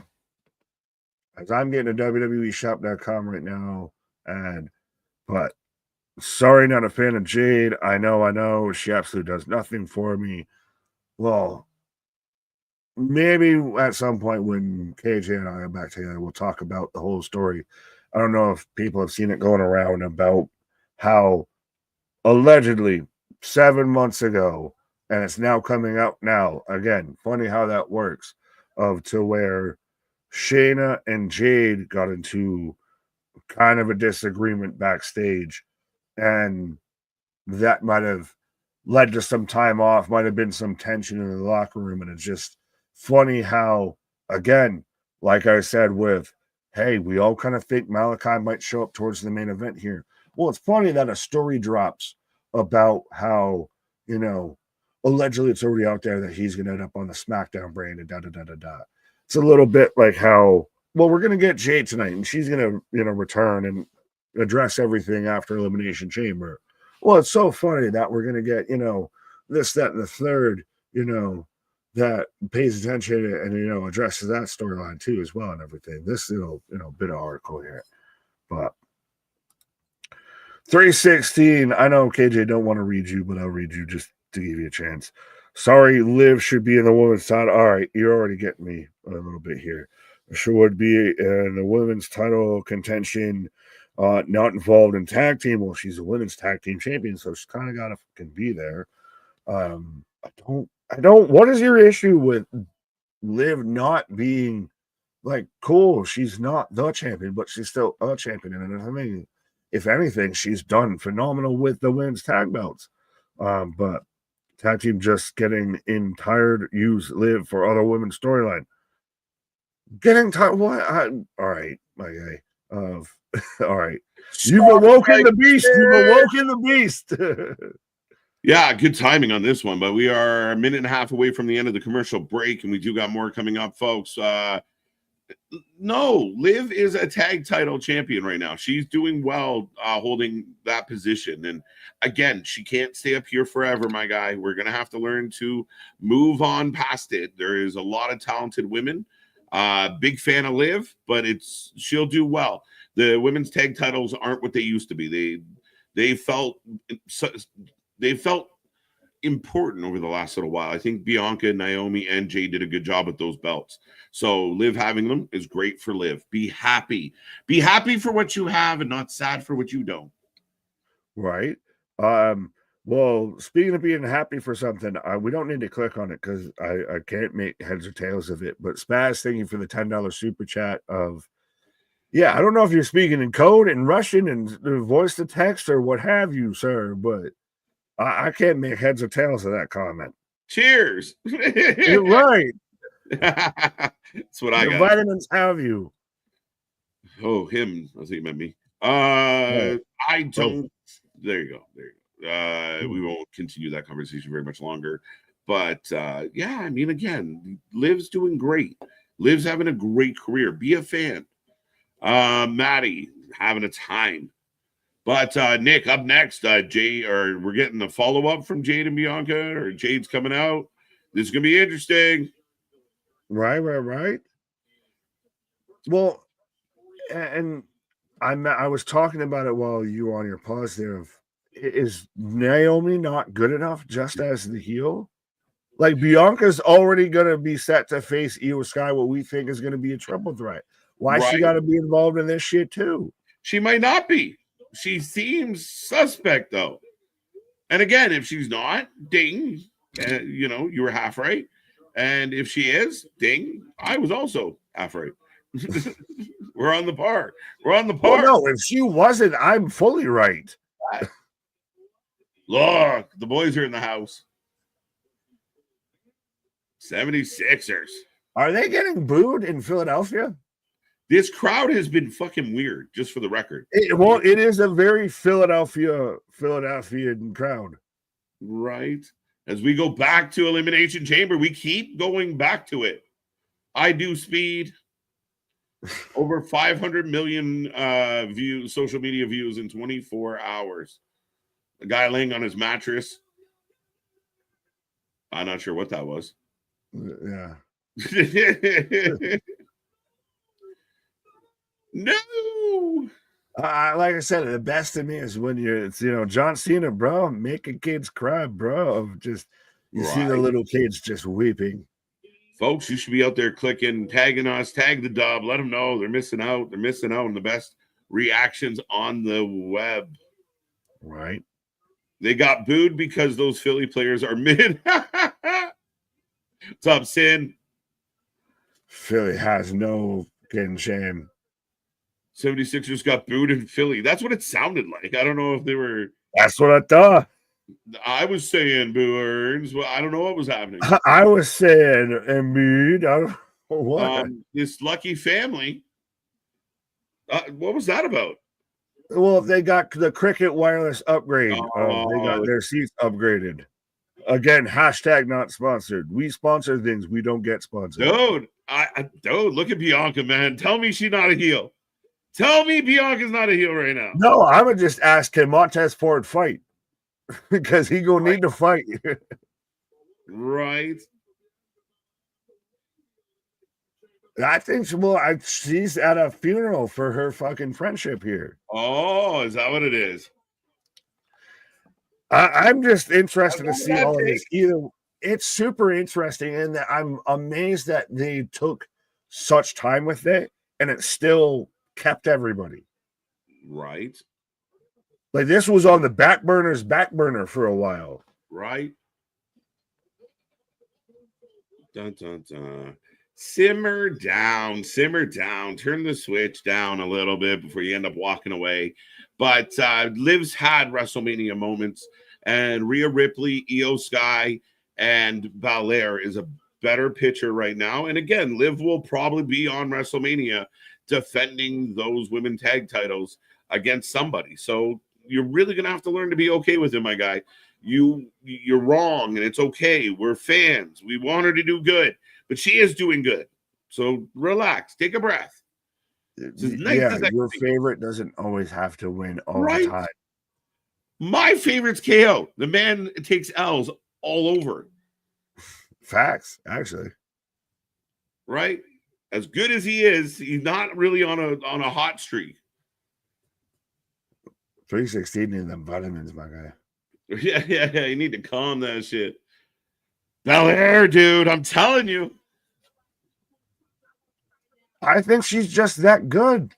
Maybe. That's the thing is a lot of people, this is the first time in a hot minute, actually, she's been more a singles competitor than a tag team competitor. So it's allowed me to reintroduce myself. Right. Jessica Carr, best ref in the biz. My buddy Oregano's getting some love. Well, he's just there because we call him Oregano. Ref Jess Who's is the the other best. Jack guy? Sorry to interrupt. Little Nate is kind of the leader of the crew. Well, yeah. Oregano Robinson is kind of the OG, triple OG. Right. But who's the other, like Oregano's kind of semi-cousin looking dude? Like if Ronnie from Jersey Shore was a ref. I can't remember that. I mostly remember Ramsburg and fucking Aubrey from AEW. Fact checkers out there, let me know. Let me know. What do you think, Nick? What do you think? I think we're getting the lights out for sure. Look, I don't buy it. I don't buy it. She sounds bullshit. She sounds. Again, I'm not going to be mad if it's still the thing. I just feel like it's a kneecapping of Naomi. I think I'm losing both of my friends. Like I said, she's out here dressed like a funeral for her friendship. Right. Bring back Mike Chioda just for his name. The Choder. Bianca heel. Yeah, see, John, I'm with you, bro. I love that we can have this. Again, everyone's got theories. Look, she got this fake ass neck brace. She healing it up for sure. I mean, I could do it if I want. Be prepared with props. Oh, I had that since TK was out there doing it. I think you were to court. Yes, I did to defend that man. But that's the thing is you had Naomi showing out this at the Queen of the Ring premiere and everything. So she's very much selling it. And I want just a straight up heel turn, a big moment, a big match for Naomi. Then it needs to be caveated with someone else that's a bigger star than you would, Bianca. I think Anthony would appreciate my defense here. BB. This isn't what it looks like. I just got my ass whooped. Naomi selling. So wait a minute. Naomi's selling right now. It's not what it seems. I'm the one who had your back. I was the one here beside you this whole time. It's almost like she's saying, pick me, pick me. Yo, the neck brace is old school. Bring back neck braces. Yes. I'm telling you. No glow. There's nothing but distraction. You don't think she's learned from her husband from being part of the bloodline? Right. How to, work around looking like a baby face but being a heel? I like this. The crowd's kind of booing. The crowd's been sitting on their hands tonight a little bit. This crowd has sucked. It's funny. Fickle. Bianca gonna side with Jade. It keeps Bianca. I don't know, man. They got us guessing. But it's still, again, it's crazy to me if this was back burner. And they've still got us guessing on it. This has been going for a minute. Well, and I thought they did a good job of keeping us curious, playing the whodunit. And I think they did a good job of when they had the belts, their title match, like they were on a lot of the PLEs, they were getting in there, they were going down to NXT. I like the women's tag titles. I think they're slightly more interesting than the men's. This is it is a funeral. Well, as people were pointing out, I've noticed how they're both wearing all black. Yeah. Oh, she's saying Jade on your coattails, girl. So it feels like at this moment, Naomi acted alone and she's trying to sell Belair on her side of the story. So yeah, that's a check mark for my man if this holds up. Well, I mean, it looks like she's out there wearing either a fucking spider web or fucking chainmail. Naomi. She ready for battle, bro. She ready for battle.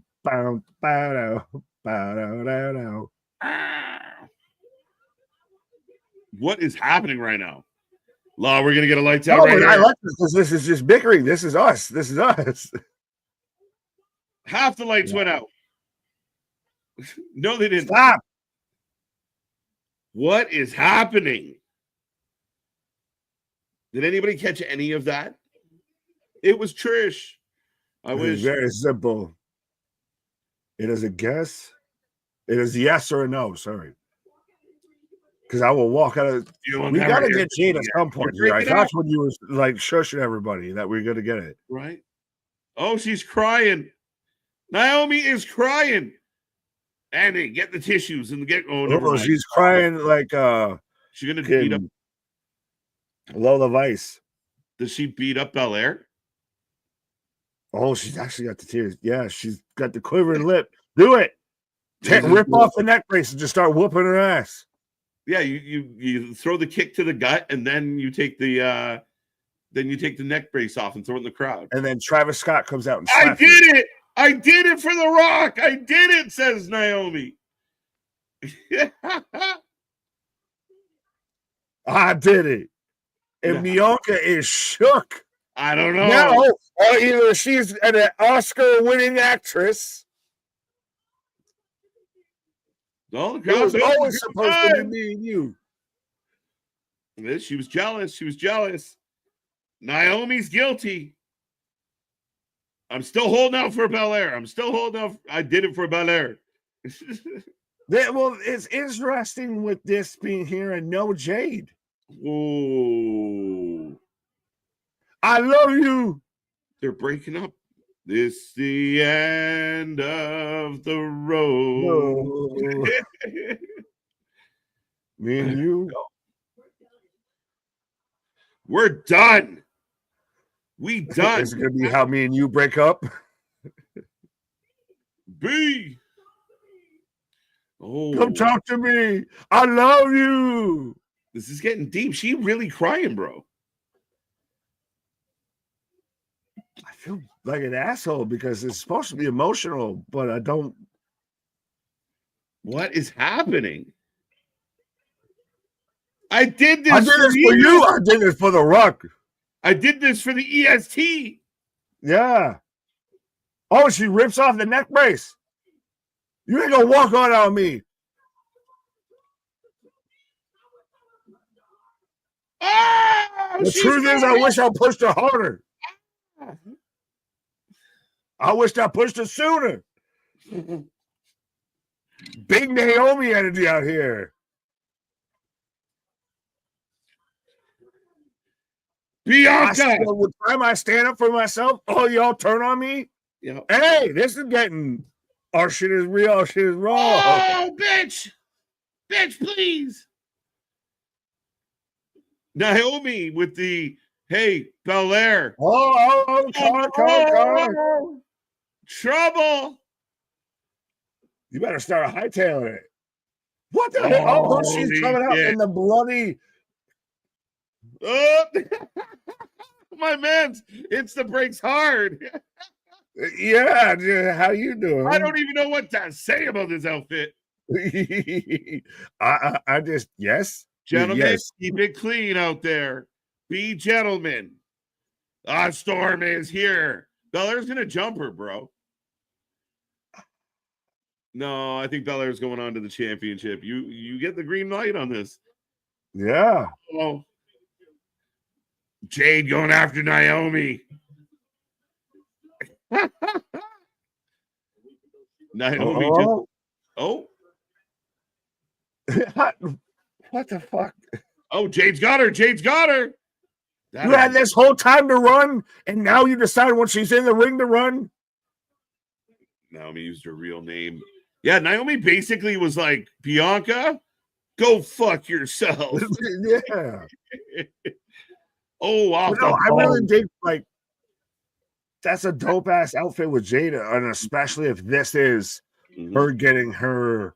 This is sparking the vengeance back here. Yeah. You took me out. Yeah, and you called it. Like these two fight, and Bianca goes about her championship business. Yeah. So right now, that dude, Jaded,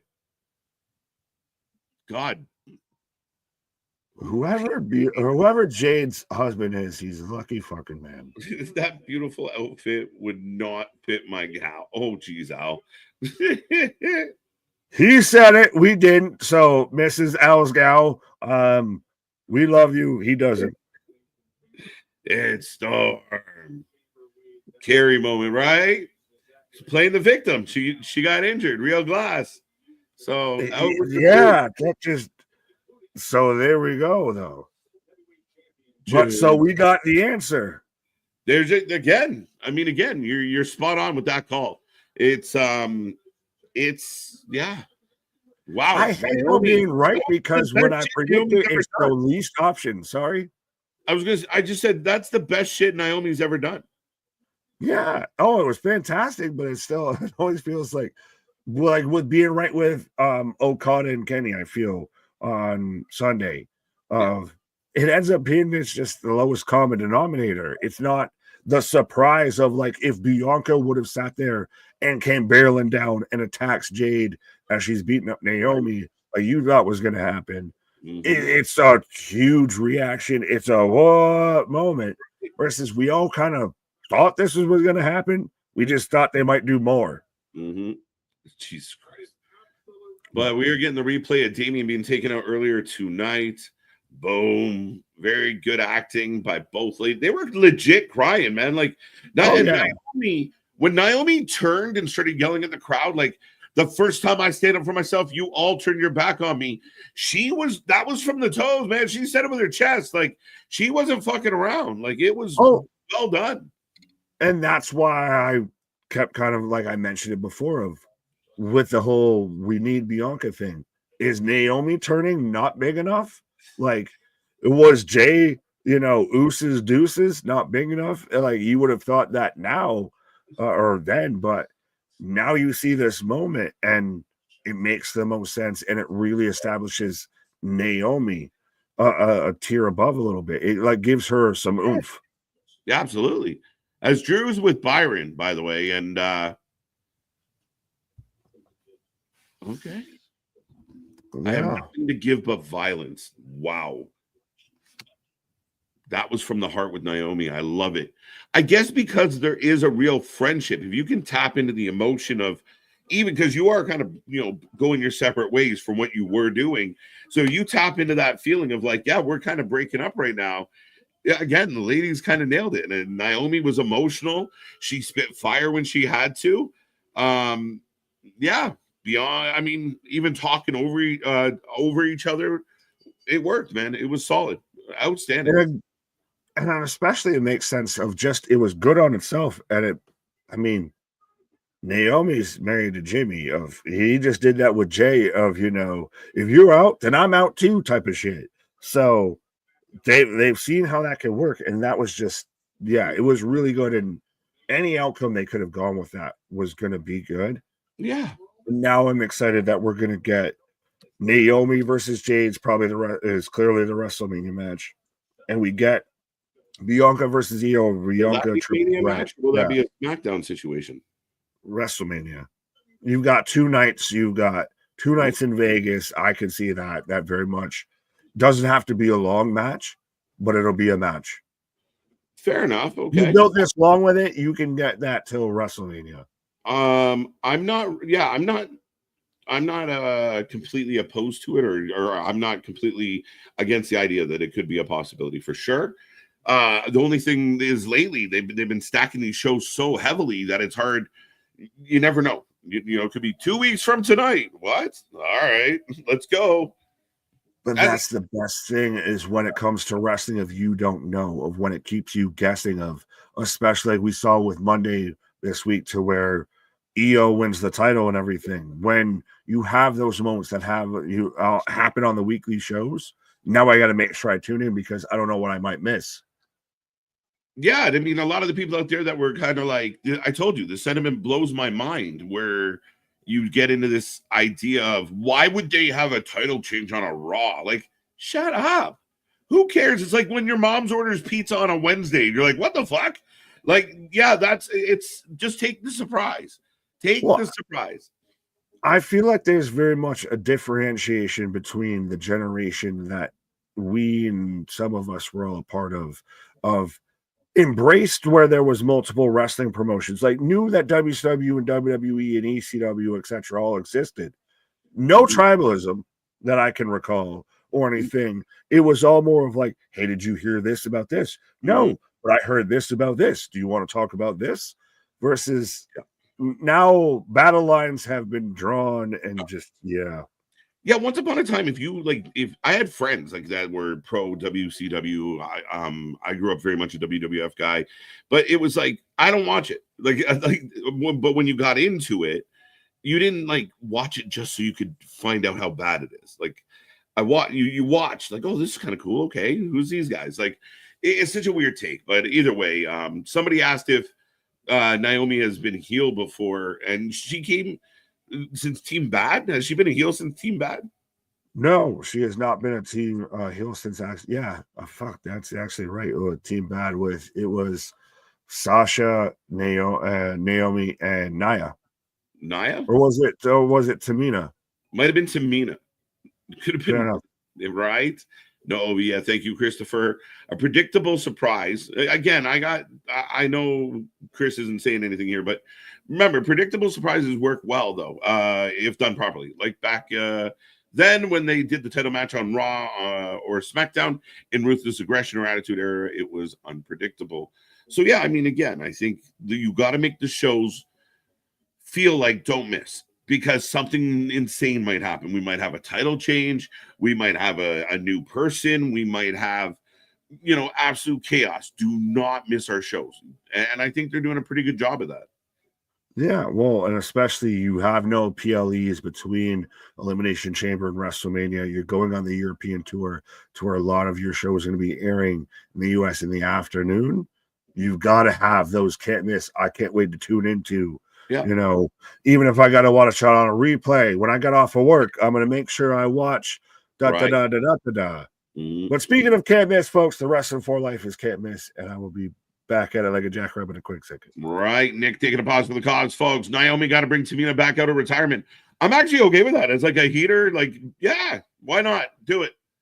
Right now we are going to the actual Hall of Fame as Cody shows up at DDP's house to let Lex know he will be inducted into the Hall of Fame. Really touching video today. I admit, it was a really nice feel. I like what they're doing with the Hall of Fame announcements. Wow. It's crazy. It's crazy. And to see, Lex get up, give him a big hug. Man, I'm happy to see it. I'm happy to see it, folks. Growing up, I watched WWE, WCW, and USWA.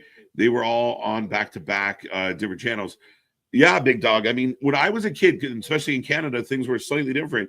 But you could see a repeat of the show the next day. So I do Monday night, and then I think it was on Tuesdays. It came on at like 3:45. So I'd be rushing home from school to watch Nitro from the night before. But I watched it, and I mean, it wasn't like I had my favorites on each side, and it wasn't like this whole degrading, your shit has to suck because it's not my shit. But Charlotte in the back again, Ichabod Flair. The division has gotten a little soft. I hope they did the women's intercontinental title and U.S. title at Mania as well. I would imagine they will, Johnny. I'm not positive, but I can't imagine you wouldn't do that. But B Fab saying hello to Charlotte. Team Bad Night. Yeah, perfect. Tamina, there you go. When do you think Jacob turns on Solo? I mean, that process has already begun, Damien. If you're watching the shows, you're seeing this growing. They're crossing their wires. They're having issues. They're not communicating well, like any good relationship. So yeah, they're close. They're getting very close, and a lot of people are speculating, and I kind of agree. Solo and Jacob could be the Mania match we get. But it looks like Next week in Barcelona, B-Fab against Flair. Got Bron for the win. What did the chat say? What's the poll saying? 46% Solo, so not very high. 32 Bron and 22% nobody. People went looking for Jacob, right? The 22% that went nobody. You guys are all looking for the werewolf, I imagine.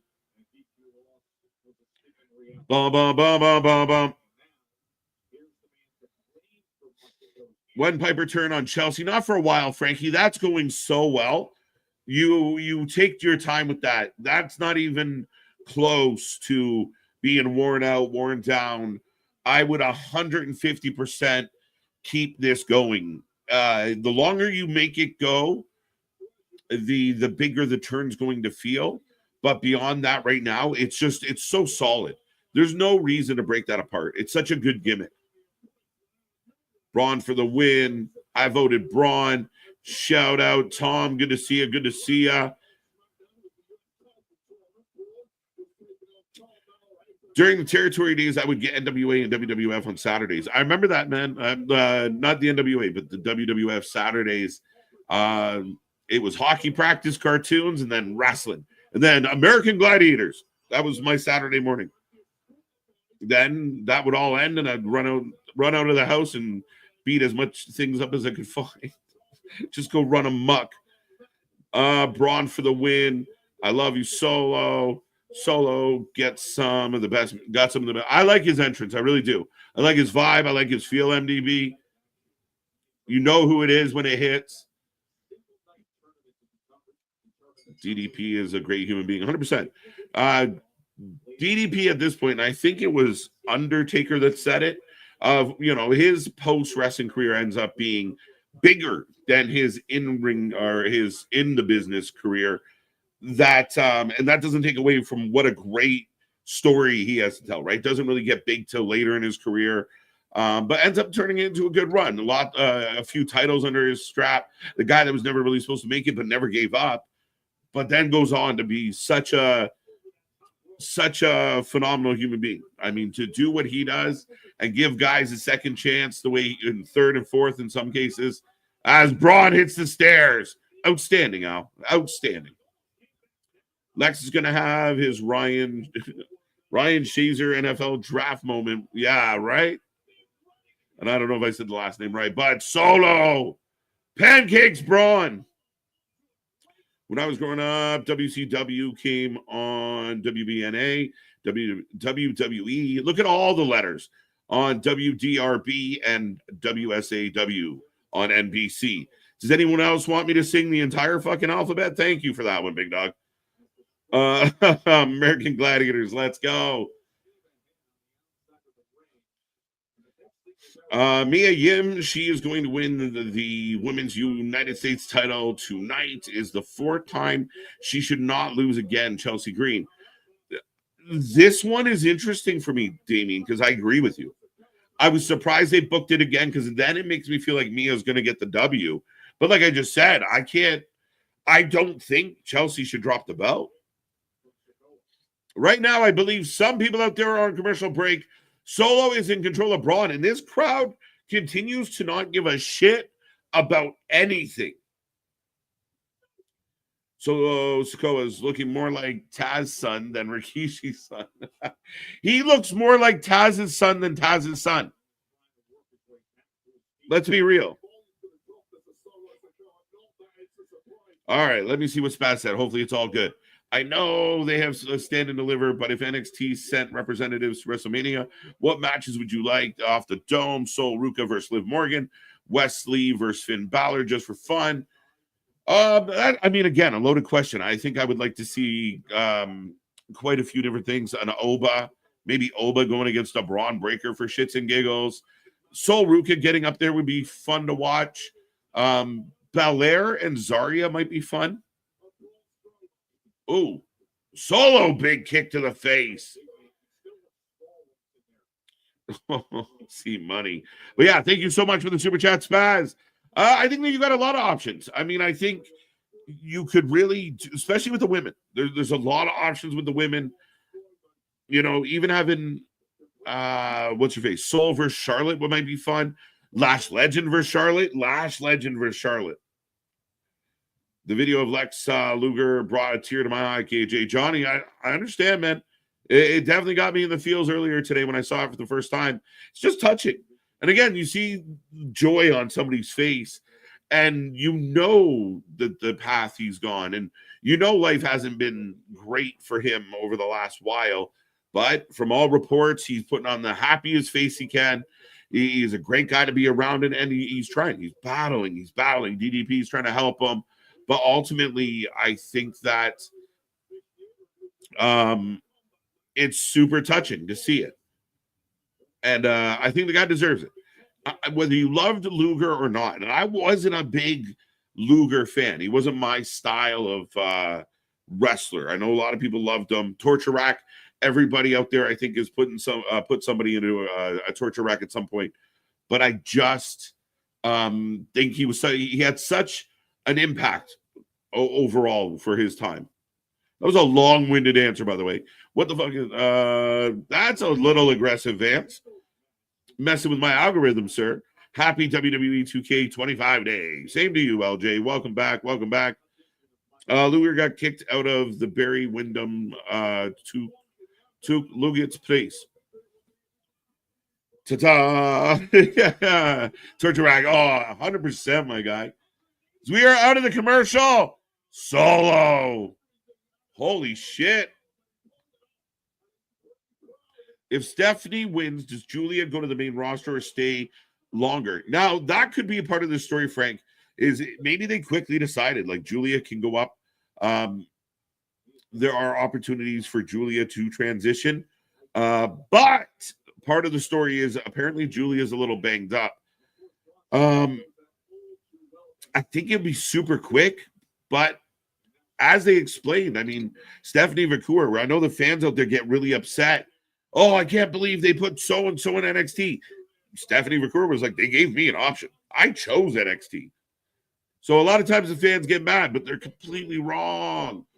Solo setting up in the corner, folks. Big kick from Bron. Yeah, I got that one. Boom, boom. Horseman Oli. DDP Yoga in Atlanta. There you go. Solo has A+ knee pads. Let's go.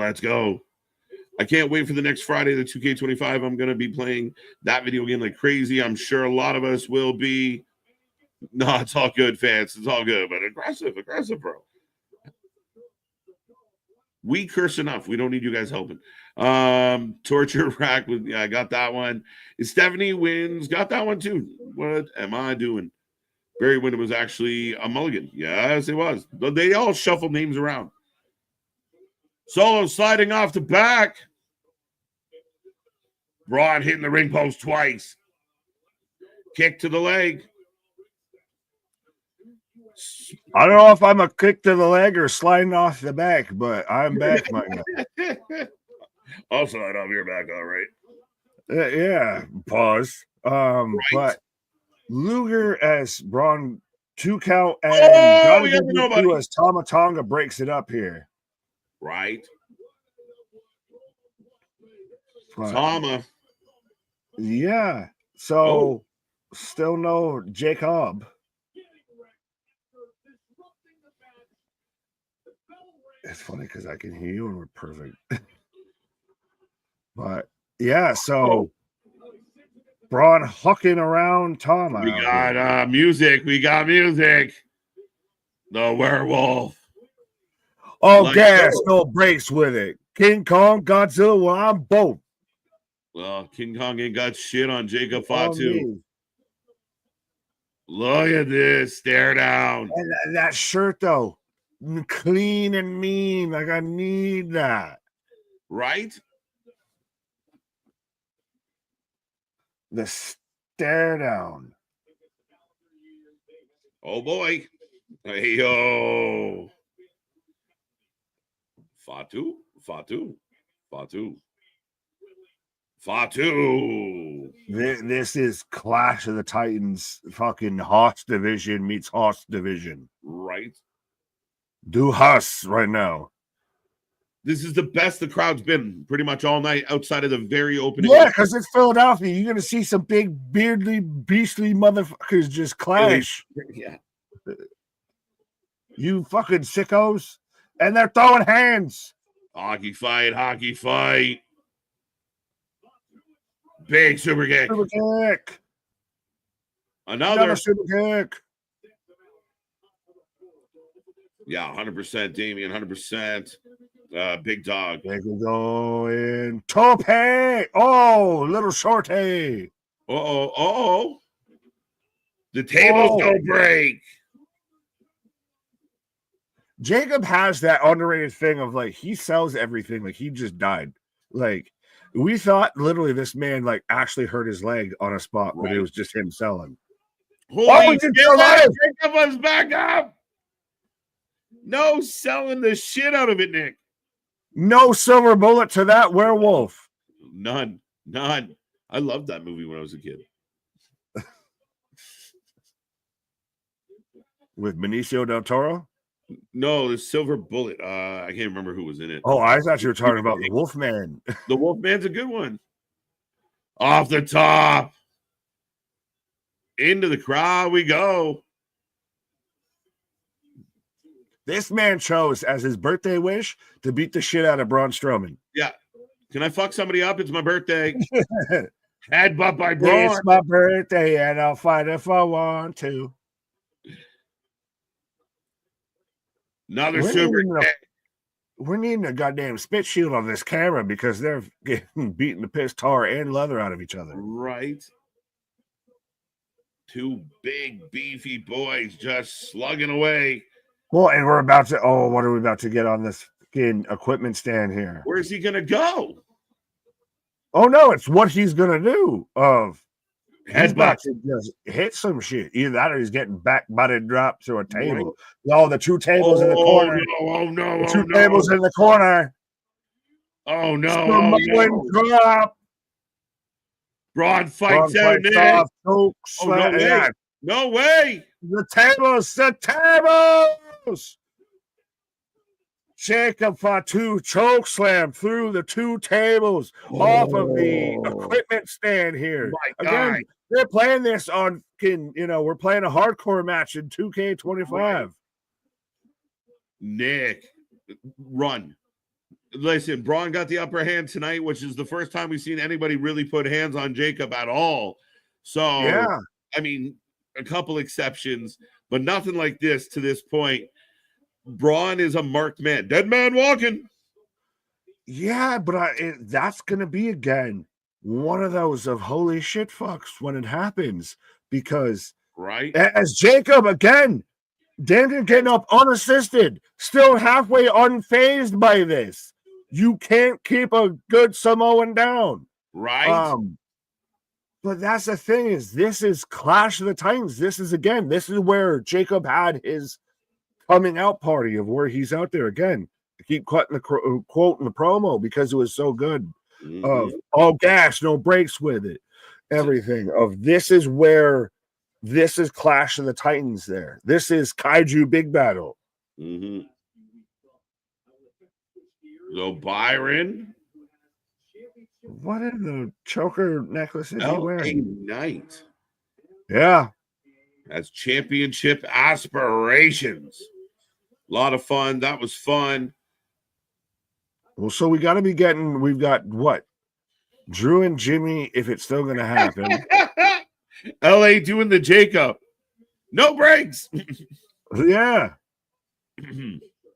But, so are we getting the main event now? Or do we still got Drew and Jimmy come up? What? We got an hour and a half, bro. Fuck, I keep forgetting 2 hours versus 3 hours. We are nowhere near the main event, my guy. Oh. Nowhere. Why does that happen to me every week? It's an adjustment. But it's been like a month. It's been like 2 months. What? I said it's been like a month. It's been like 2 months. I still ain't adjusted. Yeah, just as you're starting to get it, they'll be turning back. Facts. Literally. Yeah. Let's Yeah. go, folks.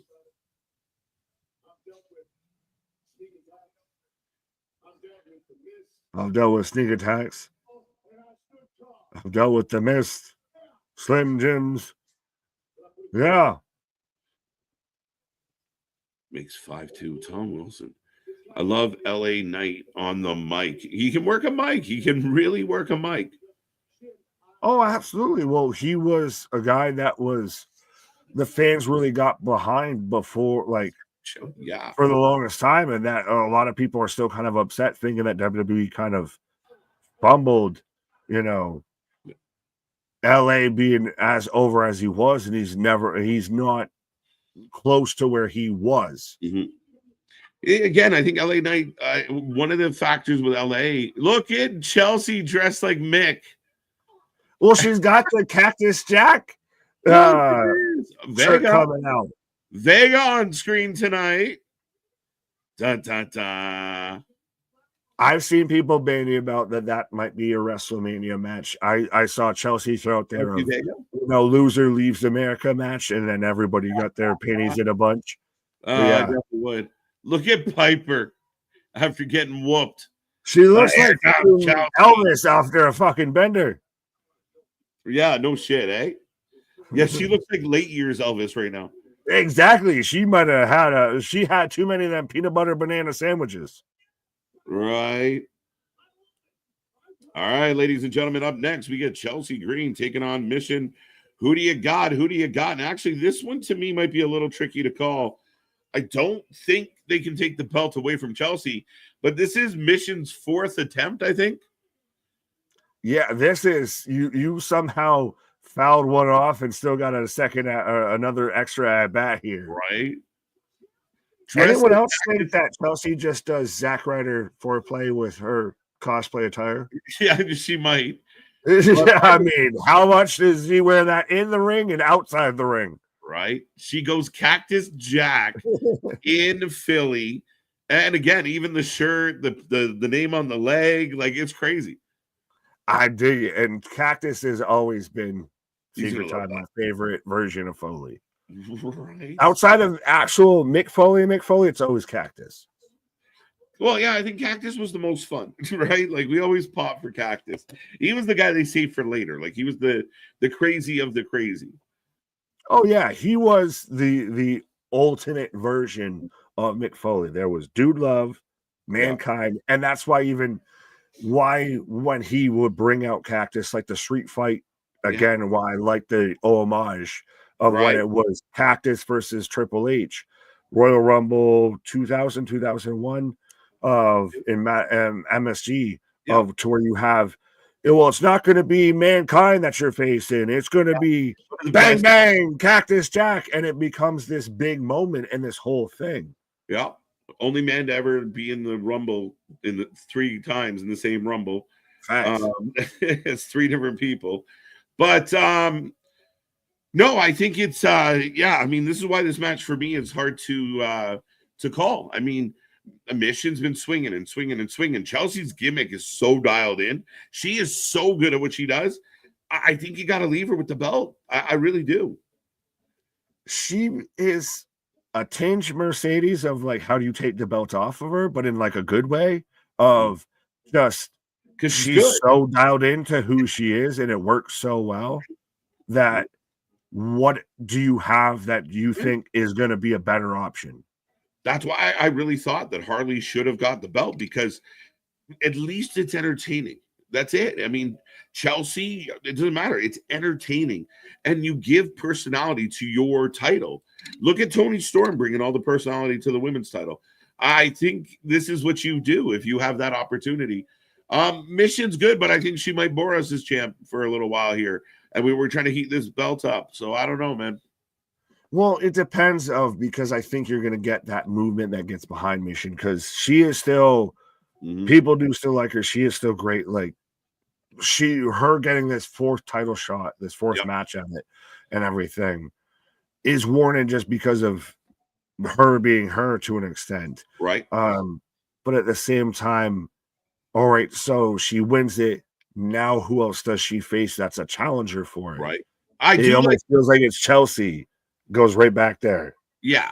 You're right. Right. I mean, that makes a part of the issue because I like the idea of Chelsea Vega if you're setting that one up next. Yeah. But Vega Mission, maybe not.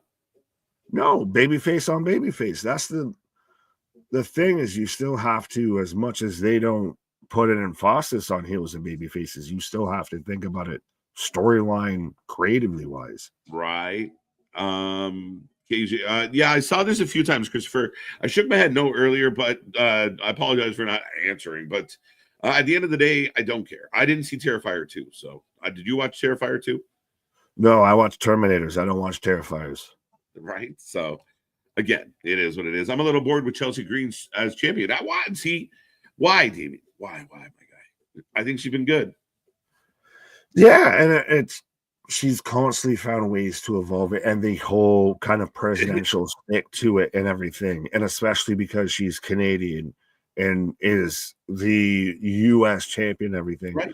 She's sitting there right beside somebody every night when they go to bed of who got woo over and became the internet champion, like a guy that is the king of the indies. I think a creative mind is kind of floating around there. Right. No, absolutely. Absolutely. As we're getting an advertisement for the Undertaker show at WWE World, or Undertaker being at WWE World in Vegas. Yeah. Back to Elimination Chamber. Holy shit. They did this three times. At least 3. German team. Oh, yeah. We're getting the calls from the different countries. Spaniards. Yeah. Aisha Stein, John Cena, turn heel. Get us in trouble, sir. I didn't say nothing. My heart doesn't go out to people. I'm good. Right. The fucking Korean team just losing the goddamn marbles. They're using another week. No, I thought they changed from the weekend. They're not using the weekend. You're lying. I don't know. I feel like they use them a lot. No, we've had enough of the weekend. It doesn't set the mood for the. But the weekend gets used enough in everything from fucking Target to wrestling to everything that it's just the theme to everything at this point. Right. No, absolutely. Chelsea in the ring still. It's like Coldplay was for a minute of just how Coldplay was the theme to every fucking thing. Yeah. Now it's the weekend. Yeah. Bro, I mean, again, but it doesn't some of these songs that get picked for PLEs, they don't set the tone for the show. The song should tell me something, not just be like, well, this is the one he gave us for the money we had. What the fuck? We spend more time picking songs for our call-outs for the streams than they do for the fucking PLEs. Bro, did you see what I did there? Yeah, man. No, we put more. We literally get hyped about it. Yo, coming out with the trash can, my guy. This is a street fight, Philly street fight. Yes, sir. Out here, we got Mick Foley versus Brooks out here. It's so funny. Mission comes out in a Phillies attire and didn't even get a pop. Well, Keith Lee out here. If I hit him high, hit him high, hit him high. Phillies, hit him low, hit him low. He's a lucky man. ECW, Chelsea with a kick. Chelsea's been still Mission, me, him. You had the sneak advantage, surprise advantage, and it's been failing you this whole way. Right. Boston, I'm with you. I feel the same way about moves. You cannot change the names of things based on geography. You can't do it. It's ridiculous. Destroyer's Canadian again. The fuck? You can't just hijack some shit. Yeah, that's gonna be. We need that as a T-shirt. Make Destroyers Canadian again. That's actually dope. Yeah, I mean, a Philly street fight, a Texas street fight. We have Texas death matches in Alaska. I don't know why we're doing it, but it keeps happening. It's a way to just somehow feel like you're getting the fucking city involved into it. Mm-hmm. But random questions. Random question of the night going to Ken. Why does KJ hate Jody Threat? Because she's Canadian. Not true. As we get by the way, a classic Mick Foley spot from Miriam onto Chelsea there of the drop toe hold onto the chair. She's got all the chains. Whips and chains, handcuffs, smack little eagle, whip my belt, scream help. Ronan, time to get hardcore. Who wants? I'm glad you threw core at the end of that. Yeah, I can guarantee you're not seeing thumbtacks tonight. Guarantee it. No. Wait until Sunday. You'll get thumbtacks. Trust me. Moxley, Cope, main event. You'll get thumbtacks, spikes, nails, all that. Yeah, we're gonna get a bed of nails with cinder blocks on his chest. Did we already do that in this company? Actually, I am biting fingertips here. How you doing, Mia? Yeah. The crowd is dead. This crowd does not give a fuck. This crowd sucks. Oh, this is They have not cared about anything. Oh, but they cheered for a fucking table. Yeah, because Mia, get the tables. Oh, Chelsea pushes it back under the ring. Please let this match end early. The match isn't bad. Sorry, I haven't texted you in a minute, brother. I've been tired. You've had a lot on your mind, a lot on your plate, sir. We totally forgive you. As we go to commercial break. Good match. The crowd. This is why, again, you tune into us because the crowd just ain't doing nobody any service. No, they've been very quiet tonight. Surprising for a Philly crowd, but we're almost 2 hours in. They had the opening when Randy's music hit, they were loud. Mm-hmm. Earlier, they got a little bit loud. That was it. Twice, maybe, that they were really into something. Yeah, like, are you waiting for something? I don't get, because it's not been bad. Like, I won't say it's been knock out of the park and everything like that, but it has not been anywhere near the level of just silence. Right. It's a fucking library out there. Absolutely. Nikki Bray, how you doing? How you doing? Everything's going well. How you doing? Hopefully tonight hits a high score. Let's go. We hope so. We hope so. Right.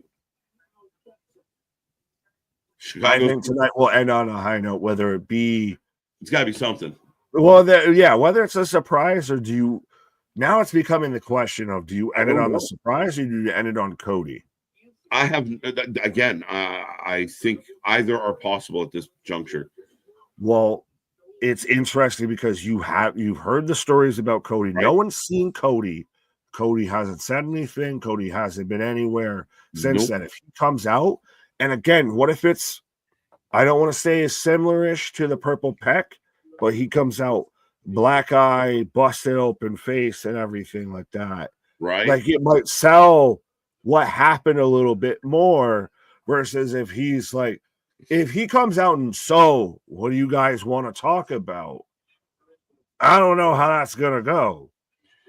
It'll be, I don't know. Very interesting. I mean, a lot of people want to see what he has to say. A lot of people are very invested in how this plays out now.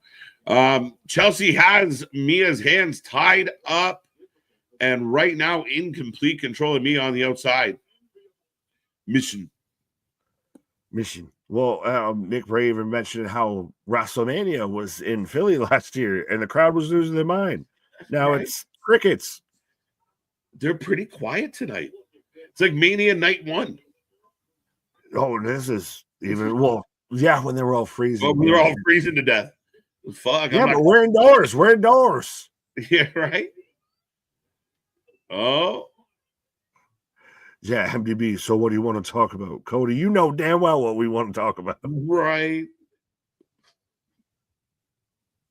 As we're coming back from commercial break, Chelsea setting up the rope. Blocked by Mission. Ooh, into the pole. Still waiting for we'll be right back. Oh, 3, 2, 1. There we go. My guy. The Netflix has done wonders. Right? It's pretty, I like it. People complain. I'm like, I like the little countdown. I wish I was on that same side too. Right. Oh, fire extinguisher.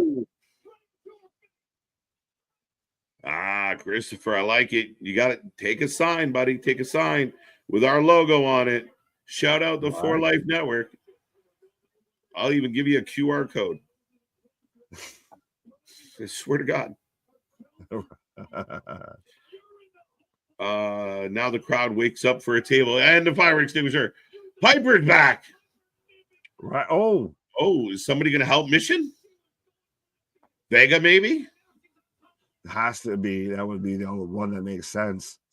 Set up a tag match, then you get to the singles match. Fuck. Right. Same request still stands, Chris.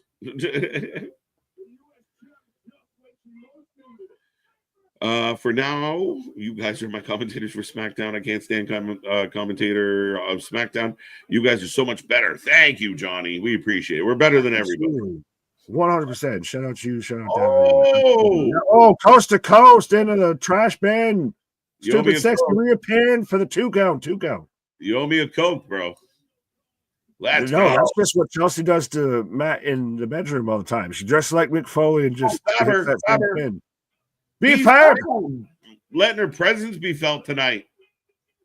Oh, swing, batter, swing. Oh, Chelsea might be. Come, baby, come.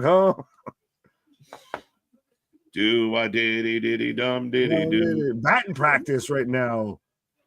Chelsea's by herself. Mission might win this, bro. Well, that's the thing. They're setting up the visual of just arose from the ashes with all the classes. Oh, she beating the shit out of Chelsea. Yeah, I know we're getting towards baseball season, but everyone's out here wearing, football jerseys, but we're getting batting practice. Right. I'm waiting for Enter Sandman to kick in. Go, Chelsea. Yeah, I don't want Chelsea to drop the belt. It's interesting because you definitely big up BFAB. How you twerking what you ain't got? But I digress. Oh, cannonball. Crushing the can on Chelsea's face. One. Dose. BFAB with a kendo. Mia selling the back now after the kick out. That's the first time in a minute. Right. Son, it matters, folks. Take it on the selling weekend tonight because the next 2 days we might not get much. John Moxley about to be the void of selling. Moxley Ed should open the show. Oh fuck! Actually, we talked about that during the prediction show of if it's the main event, it's not going to be the best match of the night. So I don't might not be terribly wrong. I don't know that I think Tony Mariah May is going to be a better match than Moxley Copeland. Did you see them swinging and throwing hands at the premiere? Yes, let's go. You're at a Wrestling needs more real life fights again. Oh shit! Oh, that had to fucking hurt. Chelsea, holy shit! And onto like all the metal bracketing and everything underneath the table. That has to that's uncomfortable at best.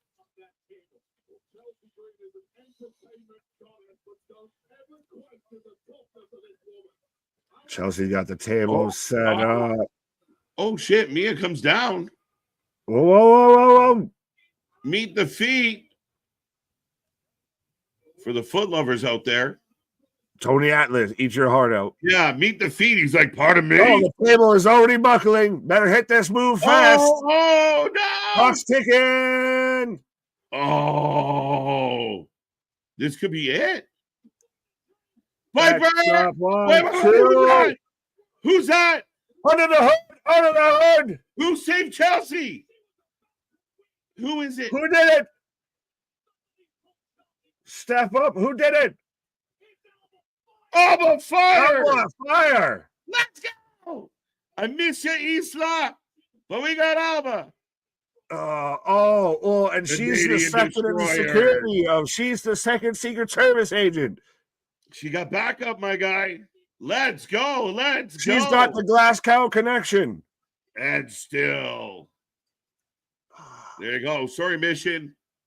She salutes the commander-in-chief. Isla Dawn. Isla Dawn. Isla Dawn. But Alba, brings back fond memories. No, I mean, again, surprise. Isla Dawn. They both could have done this. Security here. Right? The second Secret Service. The second Scottish Service. Too many S's. Too many syllables. Her and Dawn could have done this. And then now she has a team. And they're all Scottish. And she's got the Scottish Secret Service. She got the Scotland Yard. Yeah. As Santos is not happy about the current standing of LFO. That's fine. I'm not happy about why we don't have Isla Dawn. She should have been there. All that did was make me miss Isla Dawn. Berto.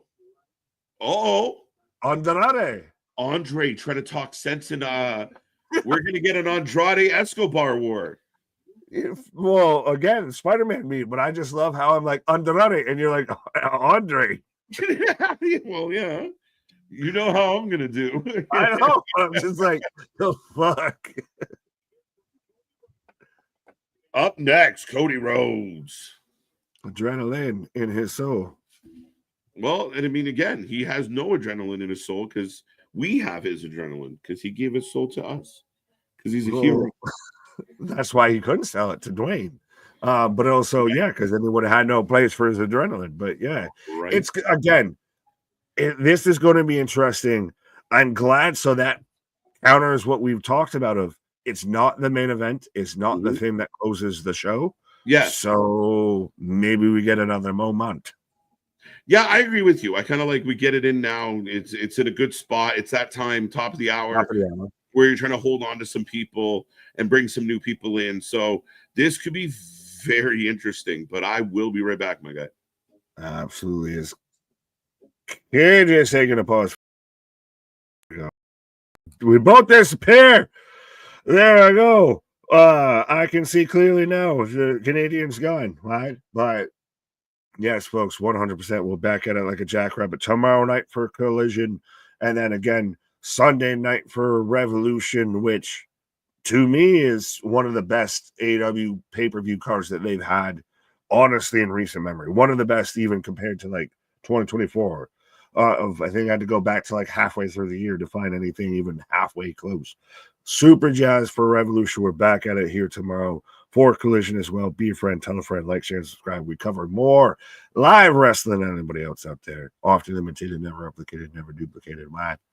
But Christian, don't you wish Mission can use barbed wire baseball bat on Chelsea Green? I mean, you can get all into your whips and chains, handcuffs as much as you want with that, but I'm not out here specifically calling out for Lucille to be involved. But yeah, MDB, I miss Kiana James. Well, I think KJ might be going to go find her. I'm surprised that she survived the round of eliminations here. But yeah. C-Money Dale, she deserves an NWO. Give her everybody they don't know what they're doing with Chelsea is so entertaining. She will get everybody else. It's worth a shot. She's so talented. What did Dale say? Now I feel like that's a follow-up. But no, I think I do, as much as I joked and everything, I do want Alba Fire. I would take Alba Fire over, or Isla Dawn over Alba Fire. There we go. But I do like the whole gimmick, the whole, entanglement, the whole image, the faction, the what have you want to call it, of Chelsea being, the presidente of, because she's the U.S. Women's Champion and she's got all the security around her, and it's still setting up of eventually when that security turns on her, what have you. So I like it, and it's a way to get people involved of what else would Alba Fire have been doing, especially now that Isla's gone, that outgoes the tag division. So I think it works. I like it, and especially it's a way to keep Chelsea still with the championship, but me and Mission didn't look terribly weak in that, and now you've essentially just giving Mission someone else to have a rivalry with a little bit. Hey, Johnson, are we building something between Andrade and Santos? Not that I would have Andrade do. Honestly, he should be around the U.S. title, but they're both around the U.S. title. That's the thing. Think about it. Escobar was just in the little kind of mini tournament that they had last week for the number one contendership. And we've said for the longest time especially once they brought in Escobar, when Andrade was still in AEW, of Escobar was just doing Andrade's gimmick better. So I think it works, and I think it's a nice touch. It's a nice, again, having mid-tier storylines and everything that don't always have to just be around a title, have more chasing toward the titles, have other things involved. I dig it. I like it. It's a very good depth piece. I like that. Carter, what up? Yo, Nick, what's up? Remember me for the 2K? Oh boy. Yeah, no. Has anyone so far played? How much has anyone played 2K25? And do the additions matter? What have you? I'm honestly I'm intrigued by it, because especially now you can play as Bull Nakano, you can play as New Jack, you can play as Abyss in a 2K game. As again, we're getting another replay of Elimination Chamber. I mean, we're setting up for Cody, but yeah. But I'm intrigued. I wonder, and I'll admit, I play on the PS4. I'm not a new gen player yet. I don't have the newest console. Still getting there, still growing, still going. But I've heard that some of the stuff on the more advanced editions, like the island and everything, of basically they're like 2K, my court and everything, are very much more skeletal, like they're more at a base premise than anything. Is again, we're getting the replay of probably the biggest heel turn, if not the second biggest heel turn in wrestling history, of for 2-3 days after this whole event of timelines were filled with nothing but the Cena heel turn, and still growing. Still, I'm almost petrified of how I'll react if I go through McDonald's drive-through and John Cena's there staring me in the face of, would you like a McDouble today? Would you like to try a McValue menu? Well, why don't you McHeal yourself off? Cena is next, but first let's watch another clip of reactions. What? Do you think they will chant Cena when he shows up? Well, it's also still a thing that's really interesting. And again, part of what makes Cena work with this is he had to deal with so much of, while he was a babyface, John Cena sucks. John Cena sucks. So there's been so much of people that wanted this, that were surprised we got it. It was the closest you could get in the modern era to the Hogan NWO heel turn, because even when Hogan was going, like when he turned, he wasn't prime Hulkamania. It was, things are teetering, opinions are wavering, maybe we should go here. And again, it's huge props to Cena. Could have rode off into the sunset of still just always the hustle, loyalty, respect guy. And to make a big character shift like that, and with 10 months left on what you said you're doing as a career, huge step. But as Cody's out here, and Cody's definitely got a shiner. So again, we can't act like I guess when he was talking to Conrad, said of, well, Travis never touched me. No, you got a big old shiner, my guy. But this works of you see you have a visual representation of what happened at Elimination Chamber with Cody coming out bruised and banged up and everything. So it very much helps remind you of you don't need Dwayne, you don't need John, you don't need this.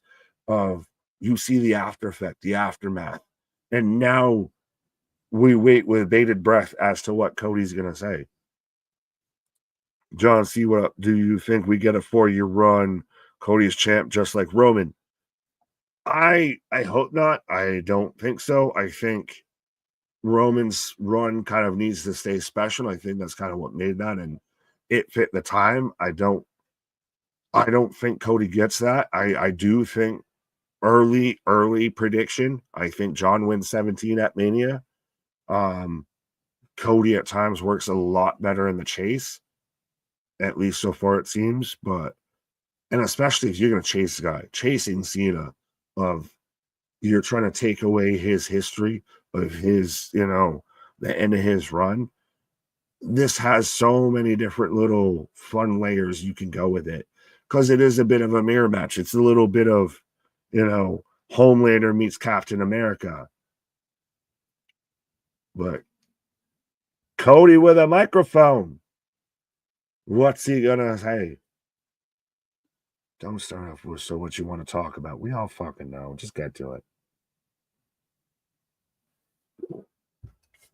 Now, he's doing a little bit of trying to do that. I got them in my palm, but with the way this crowd is, they're a little, hesitante. Oh, now we're getting the fired up Cena sucks chant. That visual, though, of Cody looking like he hasn't slept a wink. Busted eye. 3-piece suit still.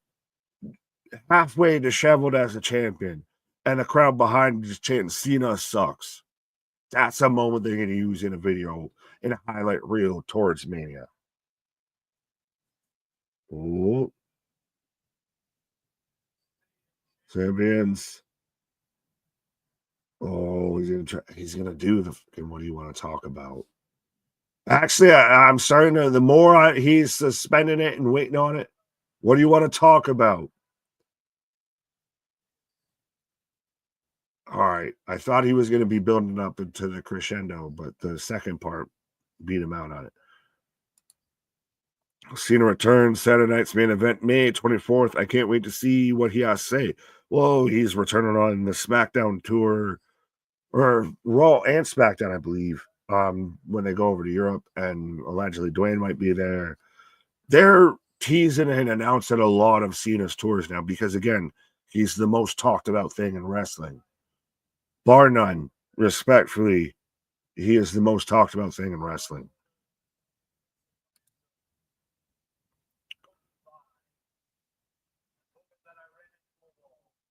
Oh, Cody live. So he's talking about when he was talking to his daughter of what happened, Daddy.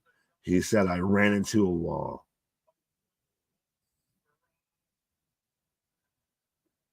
He's not talking about how I was beat up by the final boss, The Rock. When was the last time you saw the AW champ in a suit? When's the last time we saw the AW championship? Is also a good question. Yeah, where's that been? Missing. Yeah. Right? I didn't even realize I still had that up. Cody purple as hell. Yeah, well, and how do you feel of now we actually see the scars of what had happened? Last time he was purple, I doubted it, and everyone gave me hell because I didn't want to believe it. I said it was spray paint. He looks like he got clapped in the eye pretty good. I'm sure they added a little bit of makeup to make it look nice, but Mans took a clap.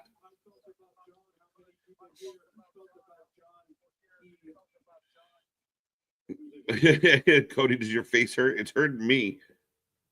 But no, this is just really good. He's a beaten and broken man.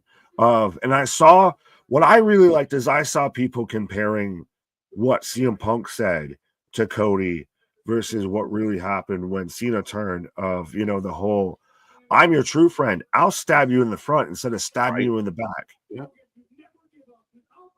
Cena returns Saturday night main event May 24th. Yeah, this was announced. That's the other thing. So it's May 24th. We're getting Saturday night main event. John Cena will be on it. And the next night we are getting the NXT pay-per-view. Jesus. Let's go. Yeah, no, this is so good. It's heartfelt. I know that people are going to say it's boring, but it's heartfelt, Nick. No, this reminds me so much of like the old school wrestling promos and everything. Like the whole visual of he's in the suit, you've got the center line of the championship there down on the mat. He's got the black eye. Like wow. But he does enough to remind you and sell you of everything of what had happened without having Dwayne, without having Cena. Of he just comes out here with a black eye and you're instantly reminded of everything that happened. Right. When he's done talking. So he'll feel infallible. He'll feel justified. He is firing up. I like it. This is good. Yo, the fucking visual though of you got like one eye that's in the shadow and the big eye that they're focusing on is the one that's busted open. This is a little hot time. There's hot time down here, baby. I'm with it, bro. I'm with it. However, okay. Those in this room tonight. That's us. That's us. Yes, he's talking to us. He's talking to us. Right.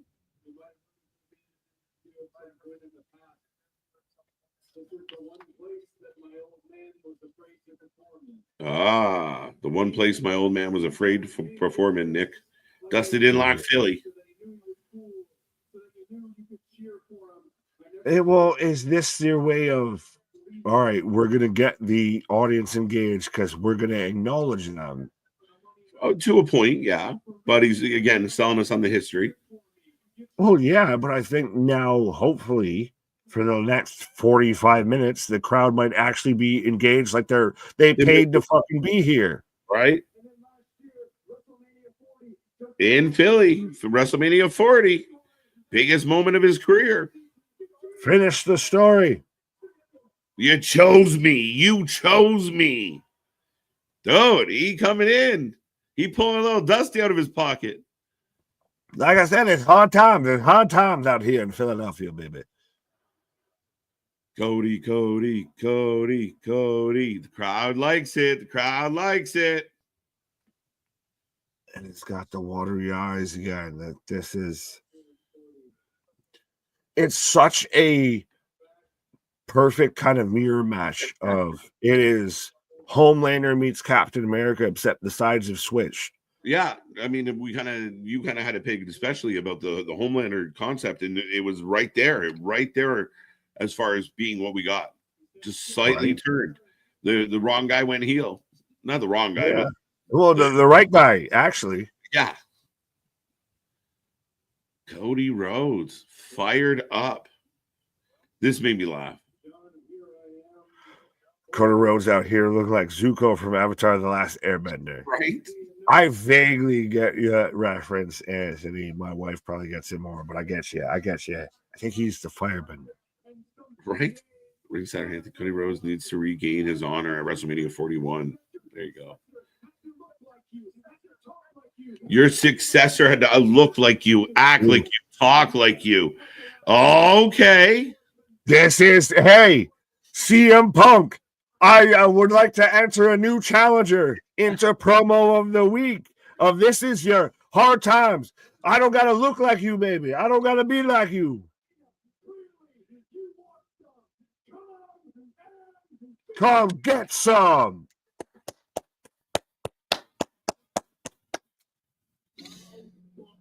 Mucho bello. Grazie. You want some? Come get some. Hey, you know who used to use that line? Oh yeah, he knew. We know what he's swinging at, my guy. And like, honestly, that ebbs and flows of the promo, delivered it with passion, delivered it very focused. The crowd was into what he was saying, and he fired up. It was believable. It was from his toes. What a fucking promo! I'm with you, Boston. 100% A+ from our man's Cody Rhodes tonight. Anyone that thought that Cody was a little soft-shoed, and especially when it comes to his title run and everything, right? Made you eat your words right there. of, again, to me, that's up there of, is Punk's promo or is that the promo of the week? Oh, I think that's spitting hot fire. Dylon, and Dylon. I think Punk might have edged him out just because of how he overall delivered, but they're neck and neck. But you expect that from Punk. You don't expect that from Cody. Yeah, Cody definitely hotboxing with God right now. Like, he taking swings at it. But Eminem in the back with all this. Yeah, I don't know how I feel about them as like a tag team. Cody Rhodes will be defeated by John Cena. I mean, man, it's hard to bet against it. It's hard to bet against it. Oh, Randy right behind. Again. Oh, hello. It's insane to me that even looking at Nick Aldis, Randy Orton walks in his head, shoulders, knees, and toes above everybody. Like, Randy's like, I feel closer to my height, and I'm like, why is he walking in? Who's looking like Bleeder of the Lilliput? Right? Nick Aldis is a big man.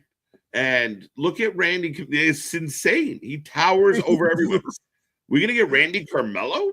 Fucking Gandalf the Grey, Gandalf the Randy just showed up. Right? RKO, my little hobbit. Right? Maybe Cody's best promo in WWE. Yeah, that was spitting fire. Sometimes when he was firing up in the past, it felt performed. Tonight felt like his feelings were hurt. It's kind of like what we saw in Naomi tonight, that it's fucking true fire behind the words. And it's so 100% of I didn't even make the whole connection of towards Naomi of remembering how good she was. If she was crying literal tears. And again, I joked about it, but that was kind of Cody's of, it's hard times out here. That was his getting fired up, passionate as holy shit fuck speech there. And it's interesting because Hunter is now head of creative and is such a disciple of Dusty that now we're seeing really that bleed through of that actual Dusty Heyman, that actual real authentic character kind of bleed through and really be that hook, line, and sinker into stuff. Well, and I mean, keep in mind, there's a lot of good people around right now working with the WWE and helping Hunter out. Like, we give Hunter a lot of credit. He is the figurehead. He is the face of the group. But you got a lot of good minds back there, and it feels very collaborative. And I think maybe another company out there doesn't feel as cohesive. But the thing is, I mean, if we just talk about Trips, the man was a good promo. The man was an entertainer. The guy could do funny. The guy could do maniacal. The guy could do pretty much anything in between. I think ultimately you're seeing that rub off on the talent. And like you said, he was a Dusty guy. Now he's got, he's got Cody. Cody gets it. Cody knows who his dad was. So now they're tapping into that. And that's what that felt like, was Cody's the little man. And the final boss is keeping him down, and he had to go get his corporate mimic, his clone, to help him hold him down. Hard times, like you said, my friend. Right. Well, is this the arguably, and I'll say this, I'm going to take a pause here real quick after I say this, but is this the best time for actual like depth of character in recent memory in WWE of, I know who Drew McIntyre is theoretically at his core. I know who Kevin Owens is at his core of, the depth of that character, but you will find your depth as I'll be back. Nick's taking a pause for the cause. We are in commercial break, about a minute away from returning. I will take a second to remind everyone out there, we are back tomorrow night, 7:45, Collision, the night before Revolution. We will be here for Collision. We haven't done a straight up just Collision in a hot minute, though I do think there might be another pay-per-view we'll peek at as well. But Collision's going live, and then of course Sunday we are live here for Revolution. Looking forward to this one. Right now 10 matches on the card. Hopefully not too much changes between now and Sunday. but it should be a good show. 4, 5 potential match of the year candidates. We'll see. I hope it's a good one. But we know when we're going to start. We don't know when we're going to finish. It's going to be a fun night, 6 p.m. live. And it's probably going to be Monday when we say goodbye, folks. So hold on tight for that. But up next, we do have Drew McIntyre taking on Big Jim. We'll see how this match goes and get your predictions in. As far as tonight goes, I'm really curious how we're feeling about it. Again, it's been an interesting night. Cody Rhodes comes out and absolutely kills it. I believe Nick, before he went for his pause, was talking about depth of character, and I think they're doing a good job. They're really spreading it around and allowing time. You even got someone like Chelsea really kind of developed, and we get her. Braun Breaker is another example of that mid-card kind of swelling up and getting to understand it. But the storytelling's strong. The promos are strong. We saw what Punk did. Now we see what Cody does. And it's working. I mean, they're dialed in. And, all the marks in the world to our buddy Cody Rhodes. John, good to see you. As here comes The Miz. Ospreay. Oh, no, here comes Jimmy Uso. My bad. Completely lost my mind. Ospreay versus Fletcher for sure. Dude, it's going to cook. Ospreay Fletcher is going to cook. Swerve and Ricochet should absolutely cook. Doesn't matter what you think about Ricochet on Twitter. You know he's going to get in the match, and this one's set for him. I think Mariah May and Toni Storm is going to be extremely good. I think the Outrunners and Syndicate is going to be kind of fun. What else we got on that card? We know how I feel about Mercedes, Momo. I almost guarantee you guys, I promise, I am boycotting that match. When that match comes on Sunday, that's my pause spot. I hope it's not the opening match. But a lot going on with Revolution. But we do have Drew McIntyre, Big Jim in the ring. Big chop from Drew, 56% going Drew, 34% going Big Jim, and 9% going nobody. Not bad, folks, as I will double check on 124 likes on the stream so far tonight, so we greatly appreciate that as well. Drew McIntyre in control. Jake, how you doing? Randy's a monster.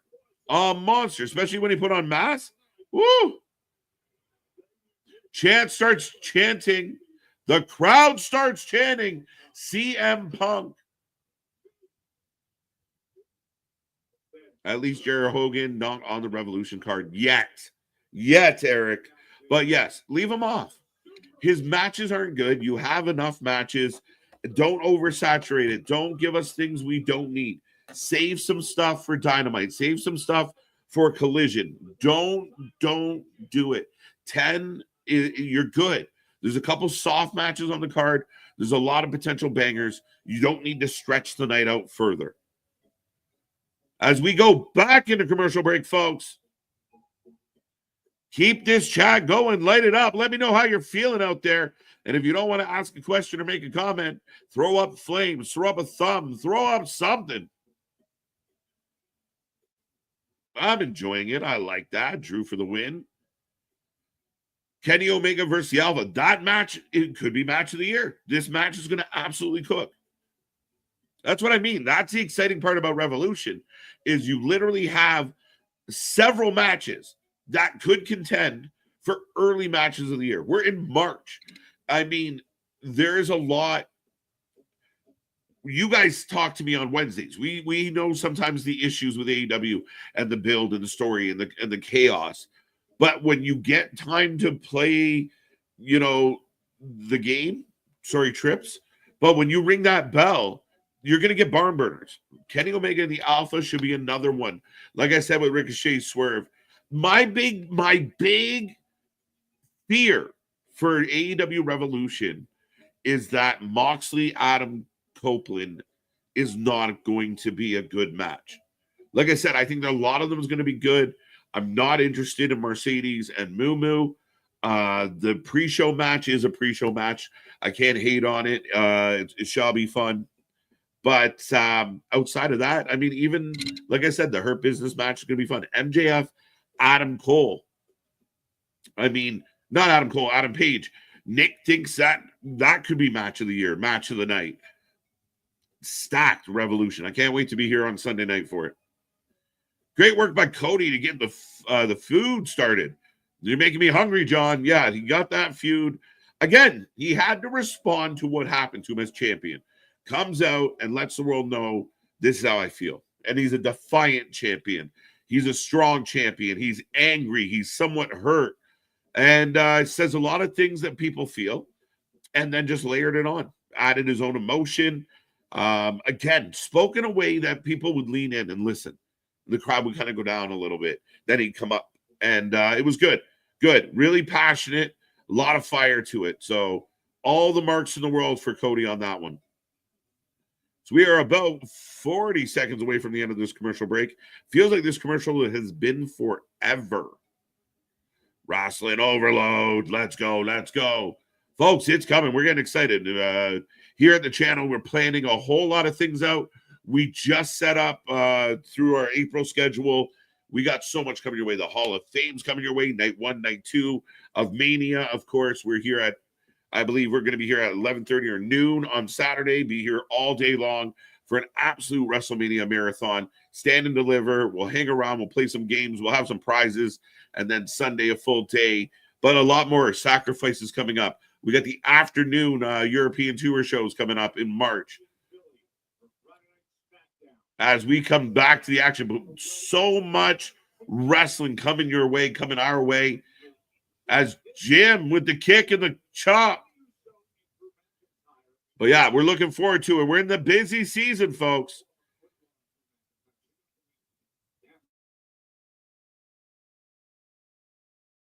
And let's not forget, we got Roadblock on Tuesday. What the hell's going to happen at Roadblock? And how will that impact Stand and Deliver?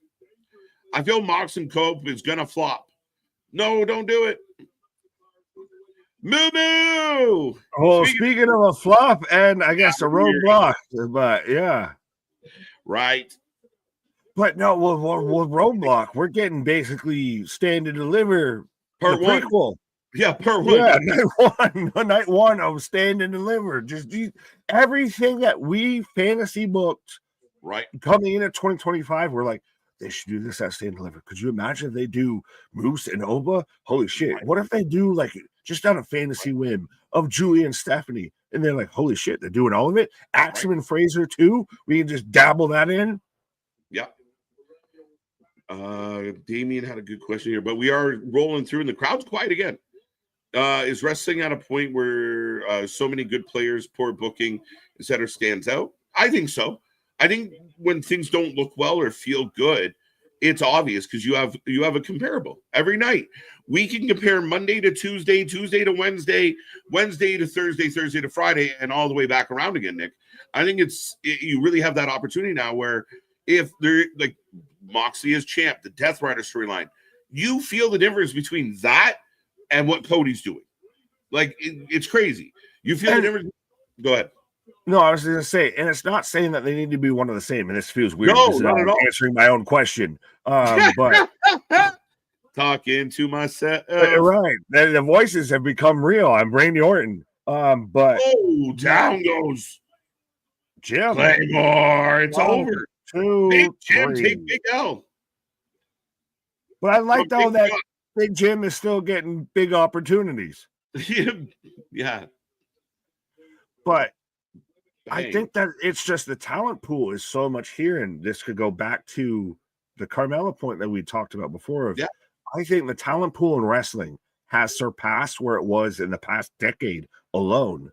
That, now that's where it becomes a murderer's row. It's a Shark Tank of there's so much talent that when you fumble a talent and you don't handle them properly, it becomes almost obvious because there's so much talent that you could use. It's like, why did you do that?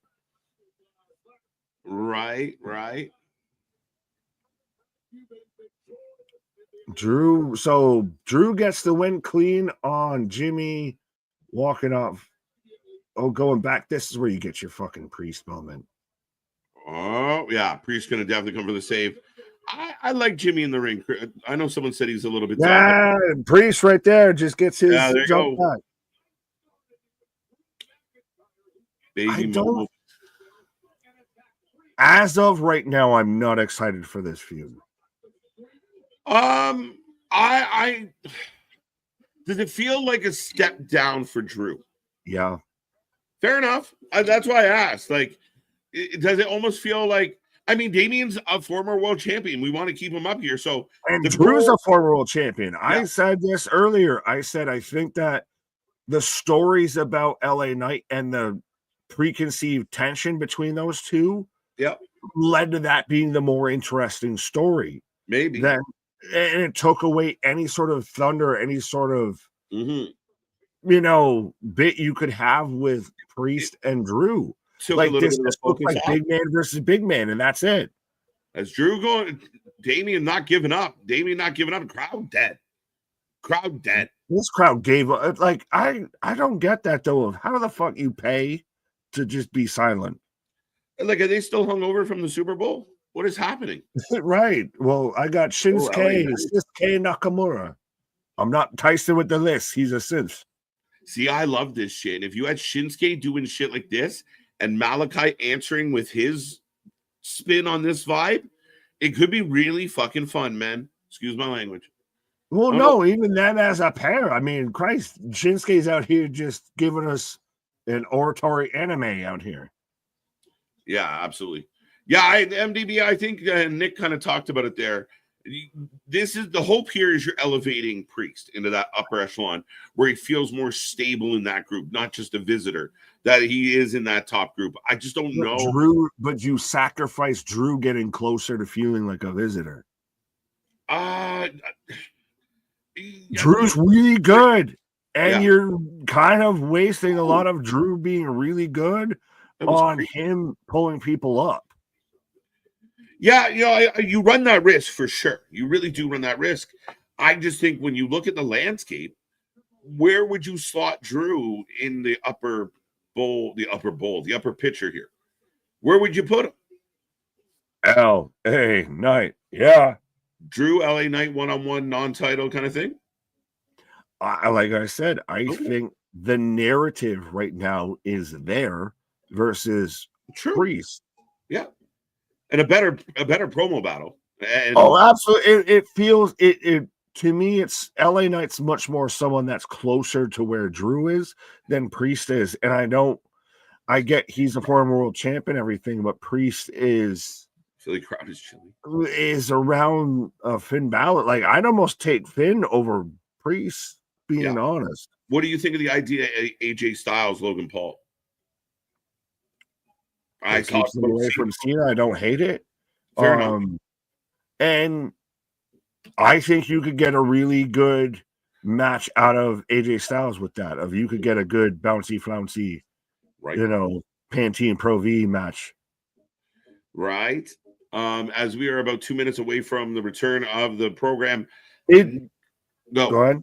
No, I was going to ask if you saw about the theory that Cross, he has the same hairstyle as anyone that he's trying to, kind of play devil's advocate. I had not. That's funny as shit. And when you think about it, you're like, that's why he had the little mini bun with Sammy, why he had the low bun with Woods, why he had the Pantene Pro V with AJ Styles. Yeah. No, I think it's so funny. I had not thought of that at all. So, shout out to the internet sleuths. Yeah. One thing we actually haven't talked about real quick was the AEW pay-per-views moving to Prime. Did you see like the kerfuffle over, like the people were like, oh shit, it's going to be free with my subscription?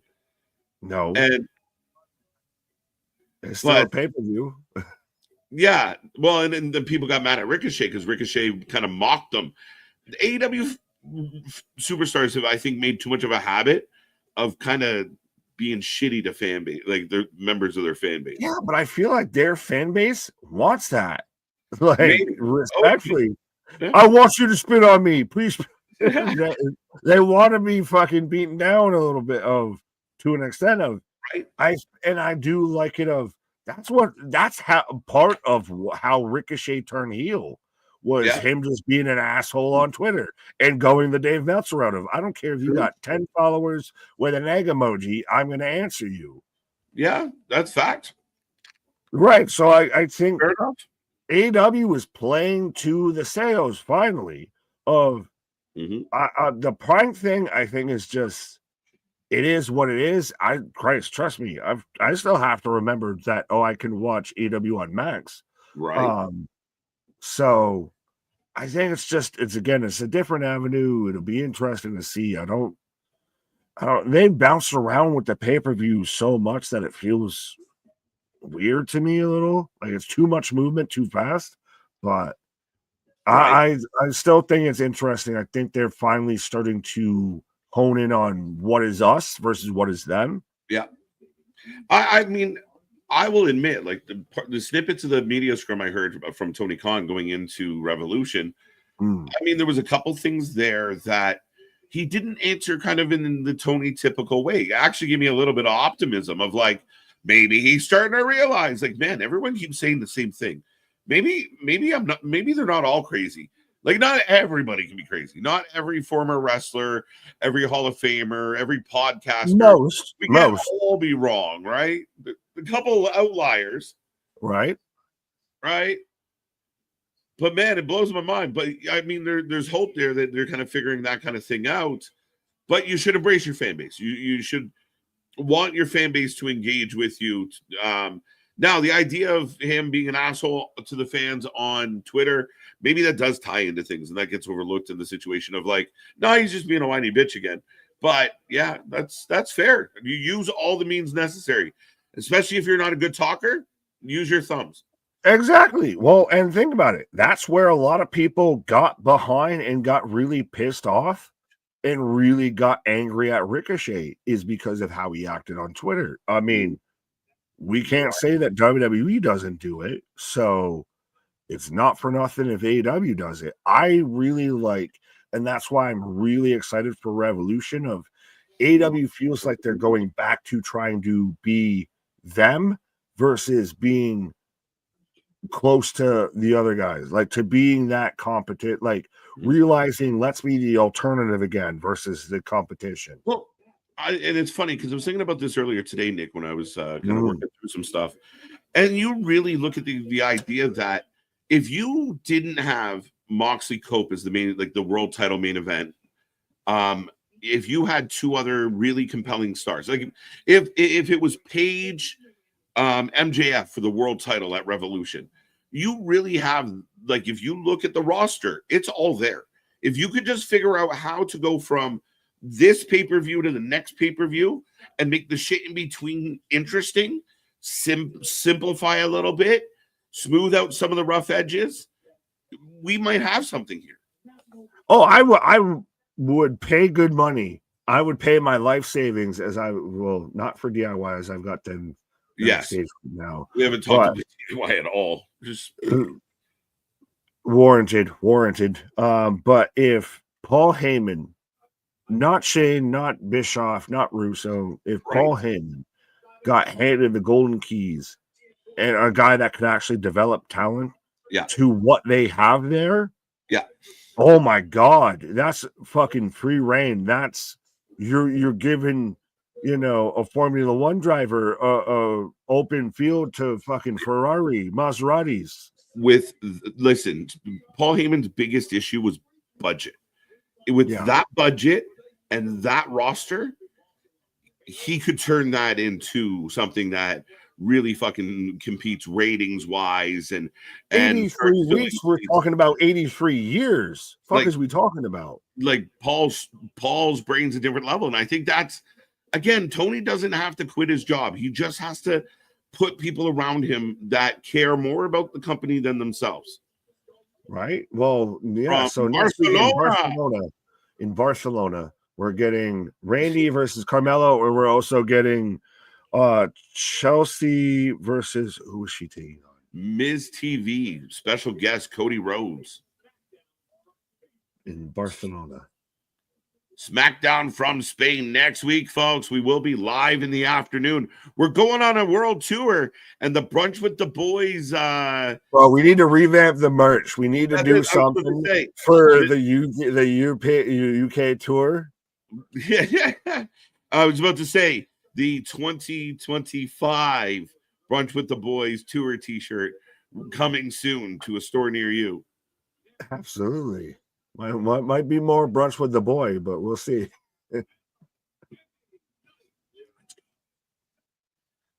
Yeah. Wait a minute. Yeah. There you go. There we go. There we go. As we go into another commercial break, I feel like the last little bit here has been commercial heavy, or maybe they're just standing out because nothing's happening in between. Yeah. Well, we're getting down to the nitty gritty to the main event, and this is where we could see something. There is no Cody. There is no anything else that could be theoretically a log jam outside of a surprise. Okay, so I'll ask you, what? Title change or a surprise? If we get neither, do we leave tonight feeling a little crummy? Yeah. Do we need something to come out of this main event? At least a burner of a match? Smackdown for 3 hours has started to become a burden. Yeah. More than anything. And it started like before Netflix was a thing. Smackdown was your beacon, was your A show, theoretically. And now it's damn near almost becoming your CD show. Yes. So you need some. Right. It's funny because there's been a few weeks now where I've kind of defended it. Like, oh, they've had a couple good ones, a couple bad ones. It's not such a, you're overreacting. Now we're like 3 weeks later and I'm like, can I really say that again? Like we're starting to stretch out. We're getting rematches that we had last week. Yeah. I mean, like, I feel like Chelsea Green's only been U.S. champion since Christmas. So, I wasn't even mad at that. I was talking about Jim and Drew that you got down there and everything. But but with Chelsea, I mean, she beat Mission 4 times in 2025. And we're only like 3 months in. She beat her more than months. Right? Fucking Mission hating Smarch. Stupid, lousy Smarch booking. But yeah, no, I think 100% we get tonight of. Dude, I'll pop. I mean, again, I like Malachi a lot. I think his best booking that we saw, on this level was with Triple H. So the reuniting, and Triple H knows what to do with these guys. So, I mean, a very interesting dynamic. Again, even if it's LA Knight, if it's Shinsuke, if it's just in the overall U.S. title picture, the division's strong, man. And it's about to get a lot stronger, especially if it's that. That's the thing is, you need to have depth at multiple levels. You can't just have 3 guys that can compete for the world title and everybody else just figure it out. No, you need depth. You need stacking. You need layering upon layering. It's like a cake or like an onion. Wrestling is like onions. It has layers. They're reimagining Shrek. Right. Why? Hey, listen, man. If they can bang it out again, why not? Yeah, but no, just rock what you got. Why you got to get a facelift? Because nobody ain't doing shit, and the last time they got paid was that movie. So they're like, let's do it again. That's Hollywood. All they do is I'm fine with doing it again, but they switched up their looks. It'd be like if people are losing their Rey Mysterio all of a sudden came out with just the mohawk and no mask. Right.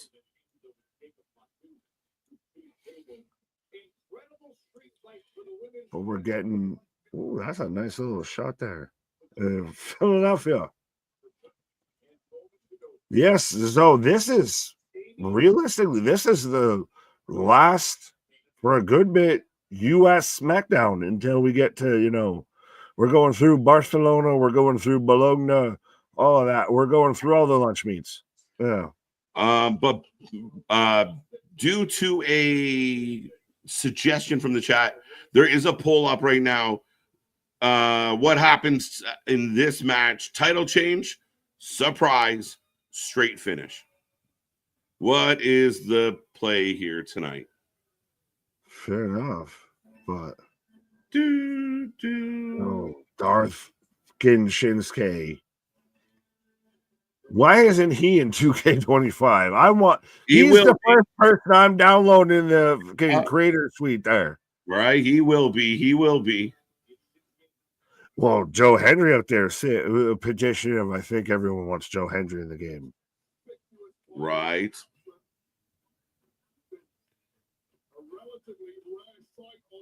Could you see? I know you want Malachi versus Shinsuke.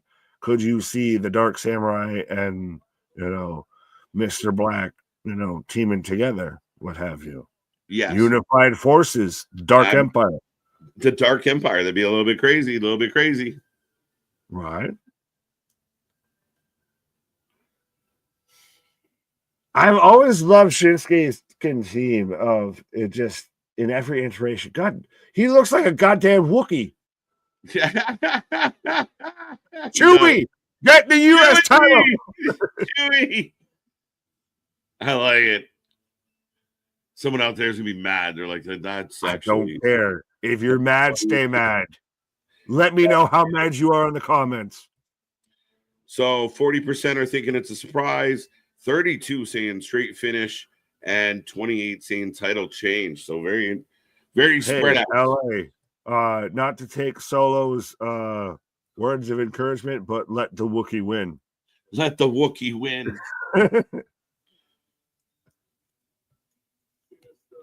The fucking whistling flute of his goddamn theme now. I dig it. Like beating drum, like the war drum is really good. Boom. Fucking 7 Nation Army for Shinsuke here. I'm gonna fight them all. I gotta walk them off. One fall. Lillian. That's not how you say Shinsuke, Philip.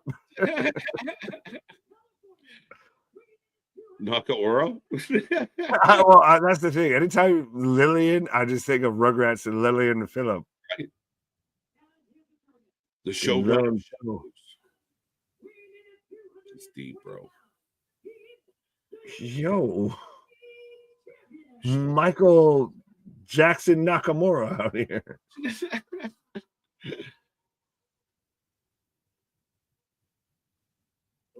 All right, folks, get those votes in. Who you taking?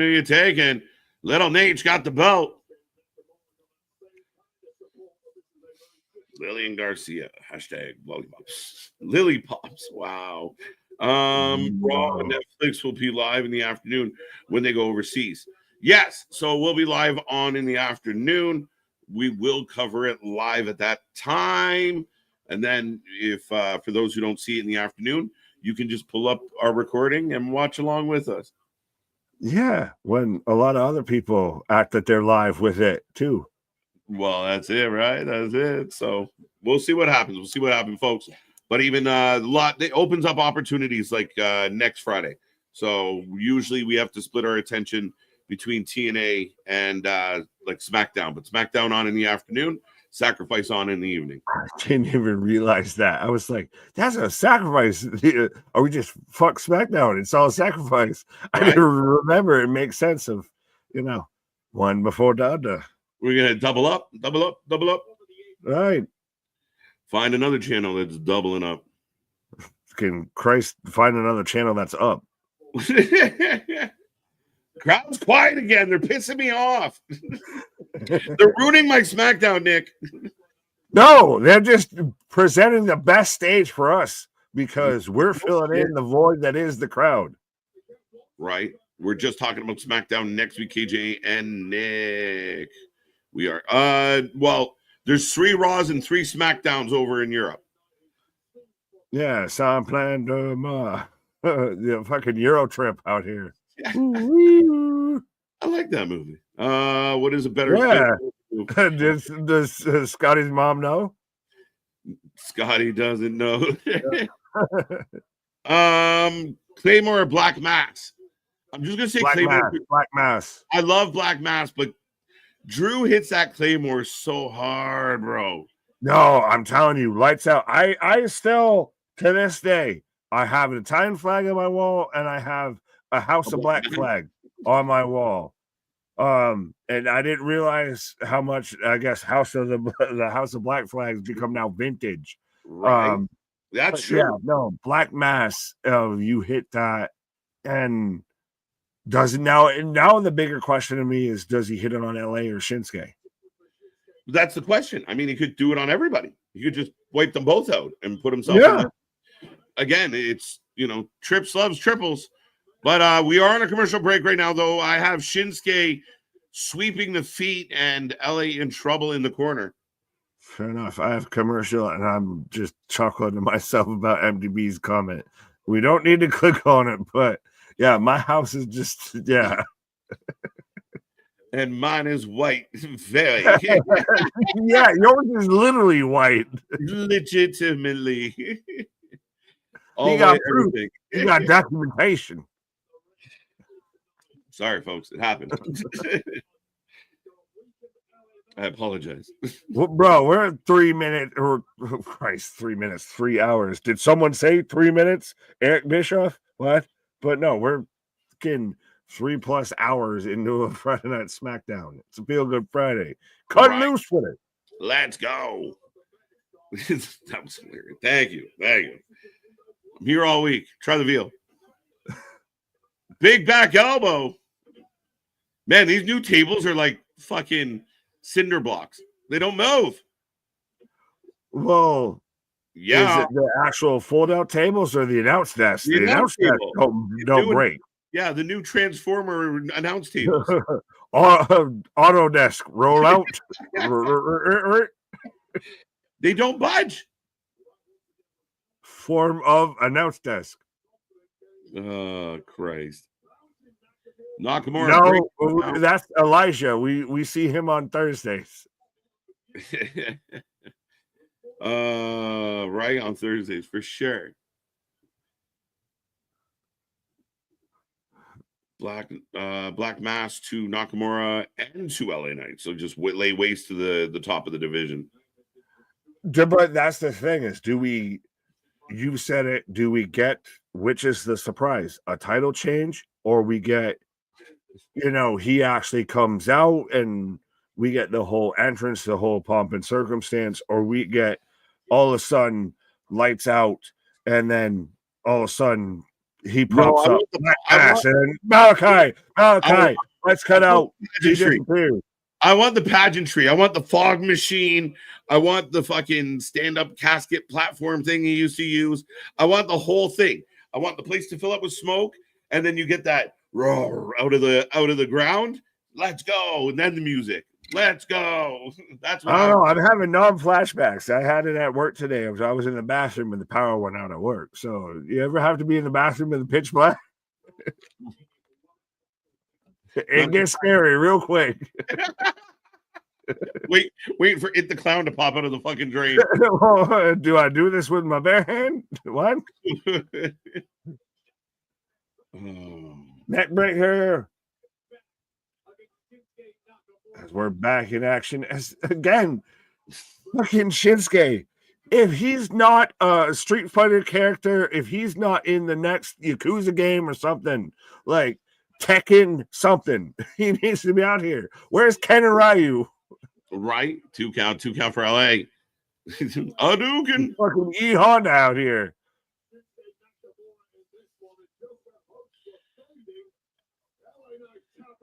Big Ryu. What? Nothing. Keep going. Let us know, folks, who you taking for this match. Maybe they're taking Shinsuke Nakamura, whether they're taking LA Knight. At this point, do you just take nobody and expect a surprise? 46% taking Shinsuke, 38 taking LA, 15 going nobody. So again, the show's got you guessing when nobody's getting double digits and up in the percentage. So yeah. Yeah, well, it's that, or you expect just a dusty finish. Well, I think we saw the dusty promo. Do we get a dusty finish? We should. Claw, and this crowd still has remained to shock me. This is just This is Silence, why is the crowd there? Are they alive? Has anyone checked the pulse? This is why they keep going international for shows. Fuck, like, I'll take y'all doing the anthem for this, for at least some reaction. Right? I'll make that trade. At least you're cheering. At least you're making noise. Make some noise versus no noise. I'm a Philly crowd. I mean, they've been fucking non-existent. But that's the thing is, you wouldn't this feels not a Philly crowd, because Philly crowd is EC dub. This is what the fuck? Right? No, I mean, again, maybe part of it is the show hasn't been stellar, but I mean, Shinsuke, LA, you hear all the people online like LA. Yo. Wow, big clothesline. No, fuck off with all that. The show isn't an 11 out of 10 shit. Still, you make some noise. Like, when the fuck have you ever paid money to go to any show and not make whether noise? it be a concert, a movie, what have you, and not at least try to enjoy it? Absolutely.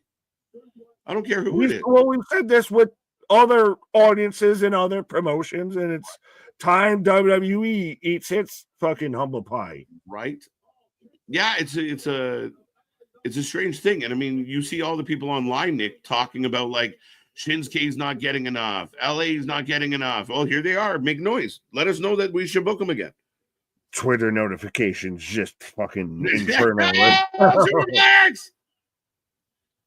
Oh, 3 people clapped. 3 people clapped at a superplex. Green t-shirt guy was one of them. I don't even know if I see green t-shirt guy. Oh, hey, night. Yeah. Big elbow. Mic drop elbow. Yeah, I don't see him actually. Do I? No, I don't. T-shirt. What? BMF? No. Shinsuke rolling out. As we're 3 minutes from the hour, folks. Sleepy time, the other orange soda. I am enjoying infused blue dream. I am mystery. I don't know if I'm supposed to be up, down, sideways, whatever way I'm supposed to be. Right back elbow from Shinsuke. I am just happy. All right. I am Ronald Mysterious. Happy, sleepy, hungry. I'm fucking 5 of the dwarfs. What? Little Nate's taking the chair. Oh, Shinsuke getting distracted. LA almost hits the ref. Oh.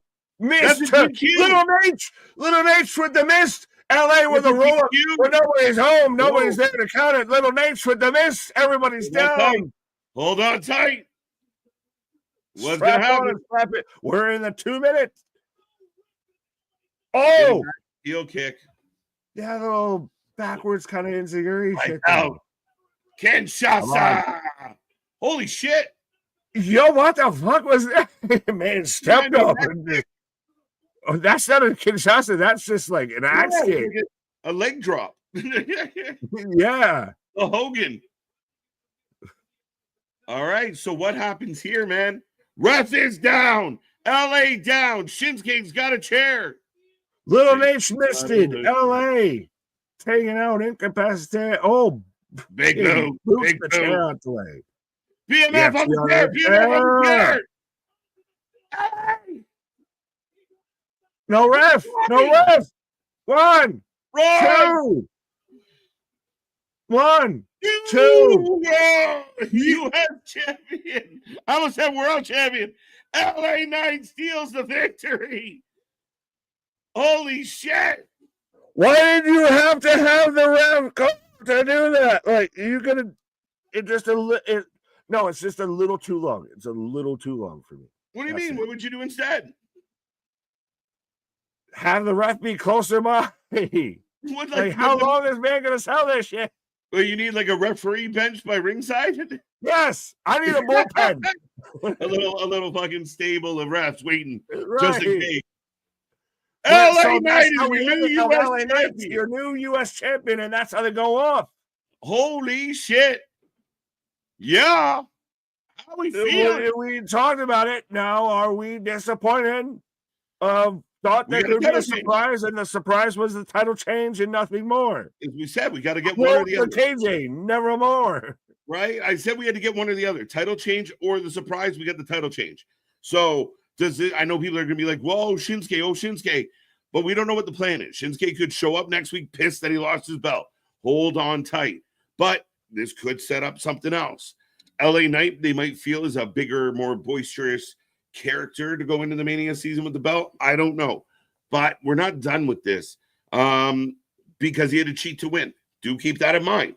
So, yeah, man, new champ. He played the circumstances of he ended up dodging out to where Little Nate eats the mist, and he got the ref. Like the biggest nitpick that I could have, and nitpick and not nitpick, but with it was maybe having the ref run out, all the way from backstage. It might have been a little too long with the man being down, but that's really nuanced bullshit.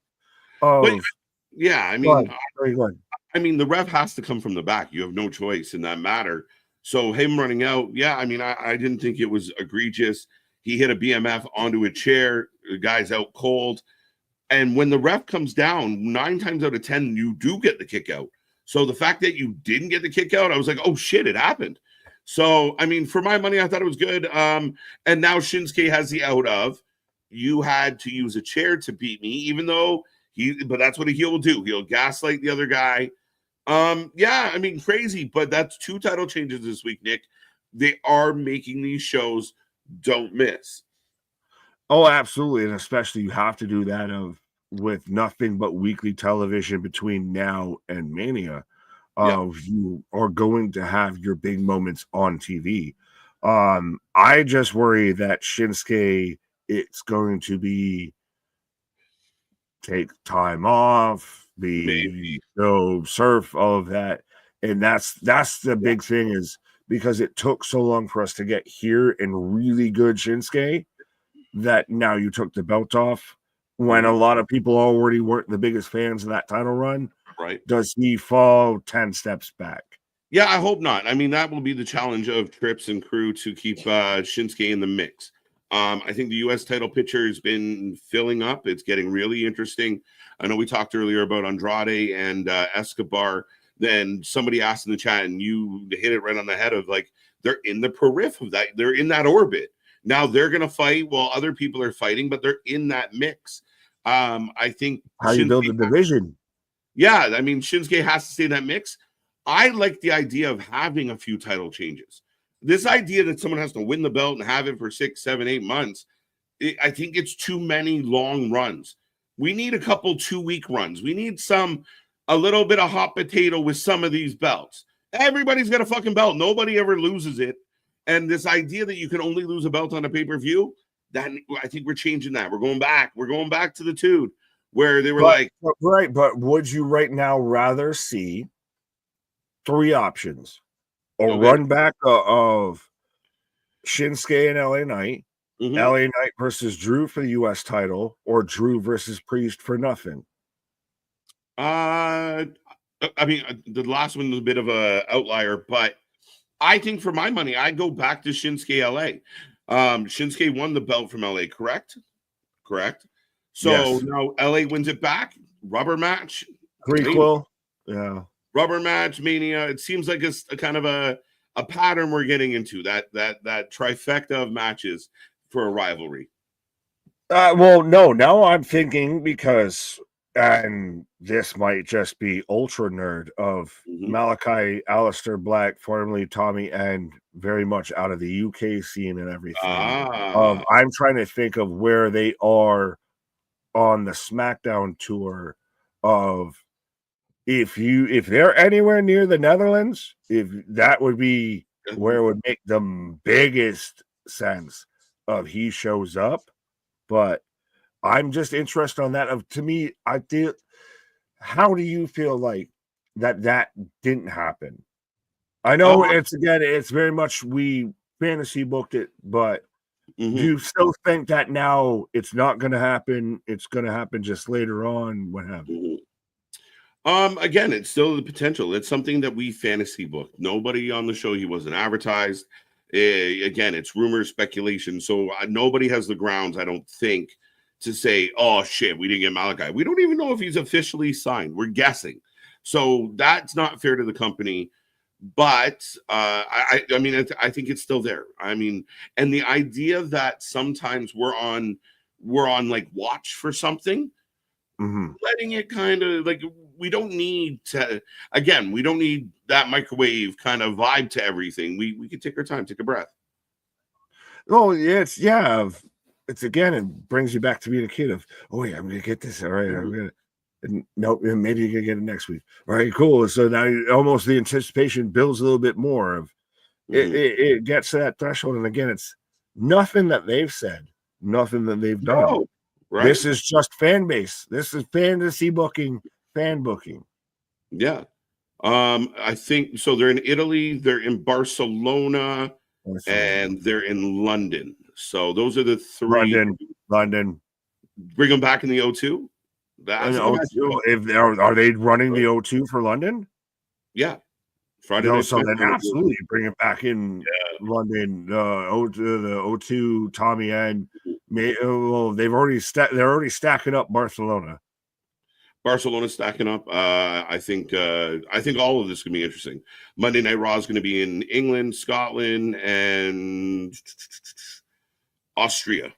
No, that's Saturday. So wait. Yeah, you're going to do it, right?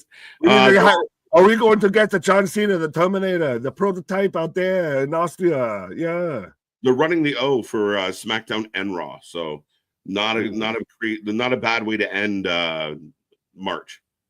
Not at all, especially when I know running the O2 of like UFC events and everything. Good venue. Oh, it's a huge venue. Yeah. Ladies and gentlemen, I know Nick and I have been kind of rambling here, but we do take a rating out of 10 at the end of every single show. So you let us know how you felt about the show out of 10. We'd love to hear it, as AJ kicking us off tonight with 8 out of 10, 8 out of 10, 8 out of 10 from Ronan Damian. Vance going 7.5, 8. It's funny, 7. When we're going to talk about our ratings in a second. 8. I'm actually a little surprised with some of the chat. 7.5 knee pads. 7.5 knee pads. Is this an example of if you send them home happy, you'll get a little bit of extra love? I mean, it still wasn't a bad show overall. Like, I don't know where you lie. 7.5s and 8s to me don't sound too out the blue. I'm in that wheelhouse. I think I was kind of leaning 7. The title change makes me kind of want to go 7.5. I'll meet you at a 7.5. I would go 8, honestly, because even what we got with Naomi, what we got with Cody, like we got a really good bit of character work and some really good promos and everything tonight. I know not super heavy on in-ring action and everything, so I can maybe if that's how you want to gauge it, I can go with you on that. But in that wheelhouse, in that ballpark. 8 from the wrestling god. I think for me, part of it, it's funny. It just felt like once they started announcing all these matches tonight, Solo, Bron, Drew, I thought some of the in-ring would be more exciting. There was no real match tonight that got us out of our seats. Like we weren't like, oh my God, we weren't. Kelsey and Mission. That would be it. Yeah, I thought that was fun. Match of the night to the ladies. Good job. But yeah, I mean, there was nothing match-wise that I really got behind. And you know what? The Philly crowd really fucking bummed me out, bro. Well, and I mean, Shinsuke versus the LA Knight was really good. I mean, I don't want to take anything away because we thought we were going to get, a different outcome or a different, a surprise. I think you actually really said it of the biggest thing. And again, we fight against it. We always say, the rest of them may suck. We never do, but the crowd really sucked. They just sucked the sugar honey iced tea out of everything. It felt like everything was performed in a fucking auditorium. Yeah, I was checking for the Thunderdome screens again. What's going on? 8 out of 10. 6, very mid. 7.5. 9 out of 10. 8 out of 10. The Cody promo, the Jade attack, LA Knight win. So there's some stuff. 9 with the street fight main event. Title change bumped it for me. 7, maybe 7.5.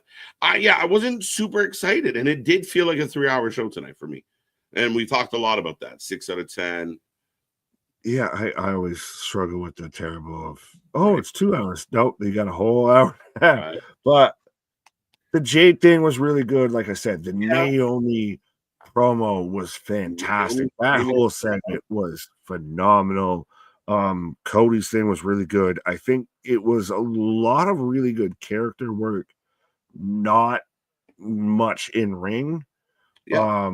So that's why I'll go 8 with it. Of really strong mic work, not a lot to write home about, not a lot to rewatch in ring. Yeah, even the main event, Shinsuke LA, wasn't a great, like, oh my God match. Like, at no point was it really hooked into any of the matches tonight. Even the main event, we were just waiting to find out if the title change or surprise.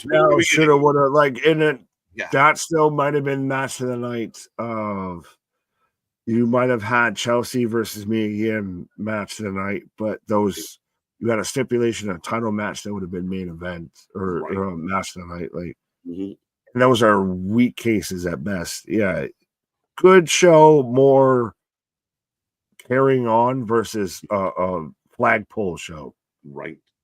Bruins traded Marchand, Coyle, and Carlo.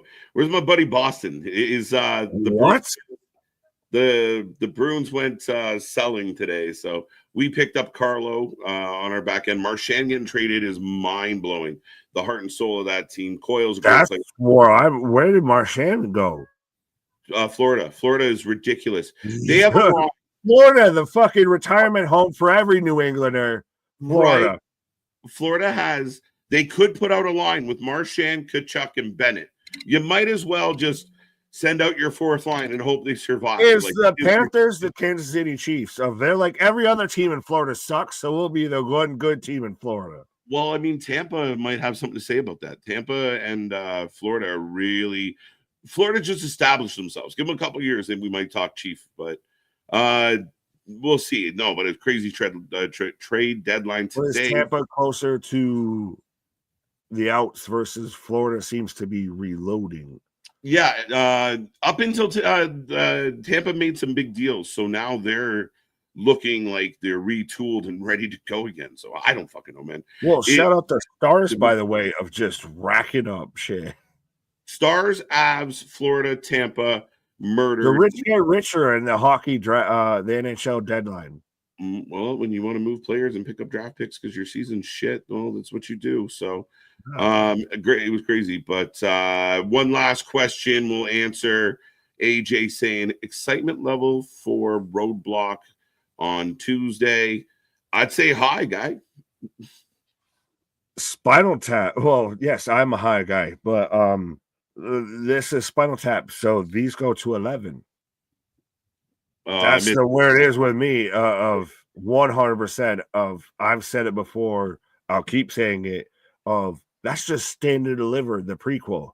Yeah. Sorry, I missed it, Boston. That's a good shout. But yeah, no, I agree, man. I think Roadblock is a great launching pad for what we're going to get at Stand and Deliver. How will other elements of TNA play into this show? And again, if the rumors are true, the Julia Steph match was kind of a needed thing. We'll see how they get through that match, and it'll be very curious what happens coming out of that match. I think it's as stacked as a weekly show as we can find. Especially in this early year, man, it looks so good. Oh, absolutely. And again, to think that it's a weekly show. It's not a Saturday, it's not a Sunday, it's a Tuesday. Right. And it's not even one of the ones, and I've noticed they've kind of dialed back a little on remember, it would be like 2 weeks, like the 2 Tuesdays in a row would be the specialty, night 1, night 2. Yeah. This is just one night only, Roadblock. Here we go. It's not Roadblock night 1 and a week later Roadblock night 2. Because they stack the shit out of it. Or if anything, your night 2, do you do your night 2 on TNA? And that's your nice little chocolate dip, honey dip? Kind of. That's how you swing it. Not a bad show. Nick, I did forget to mention this tonight, and I apologize for I slipped my bad, as our truth would say.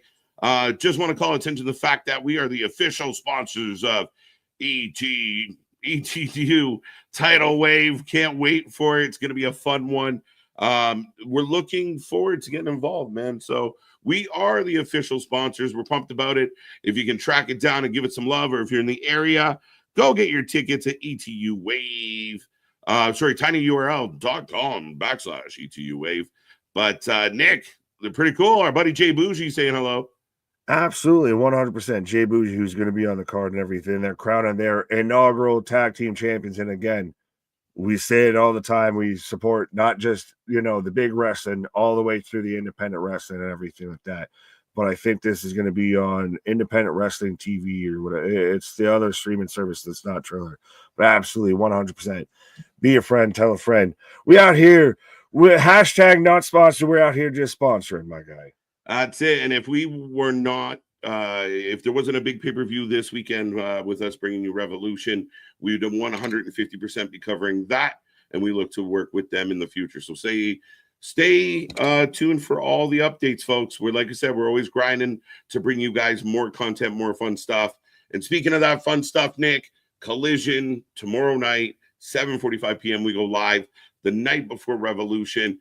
We haven't done a straight up collision in a hot minute. So this one should be interesting. Lots going on. And then, of course, Revolution on Sunday.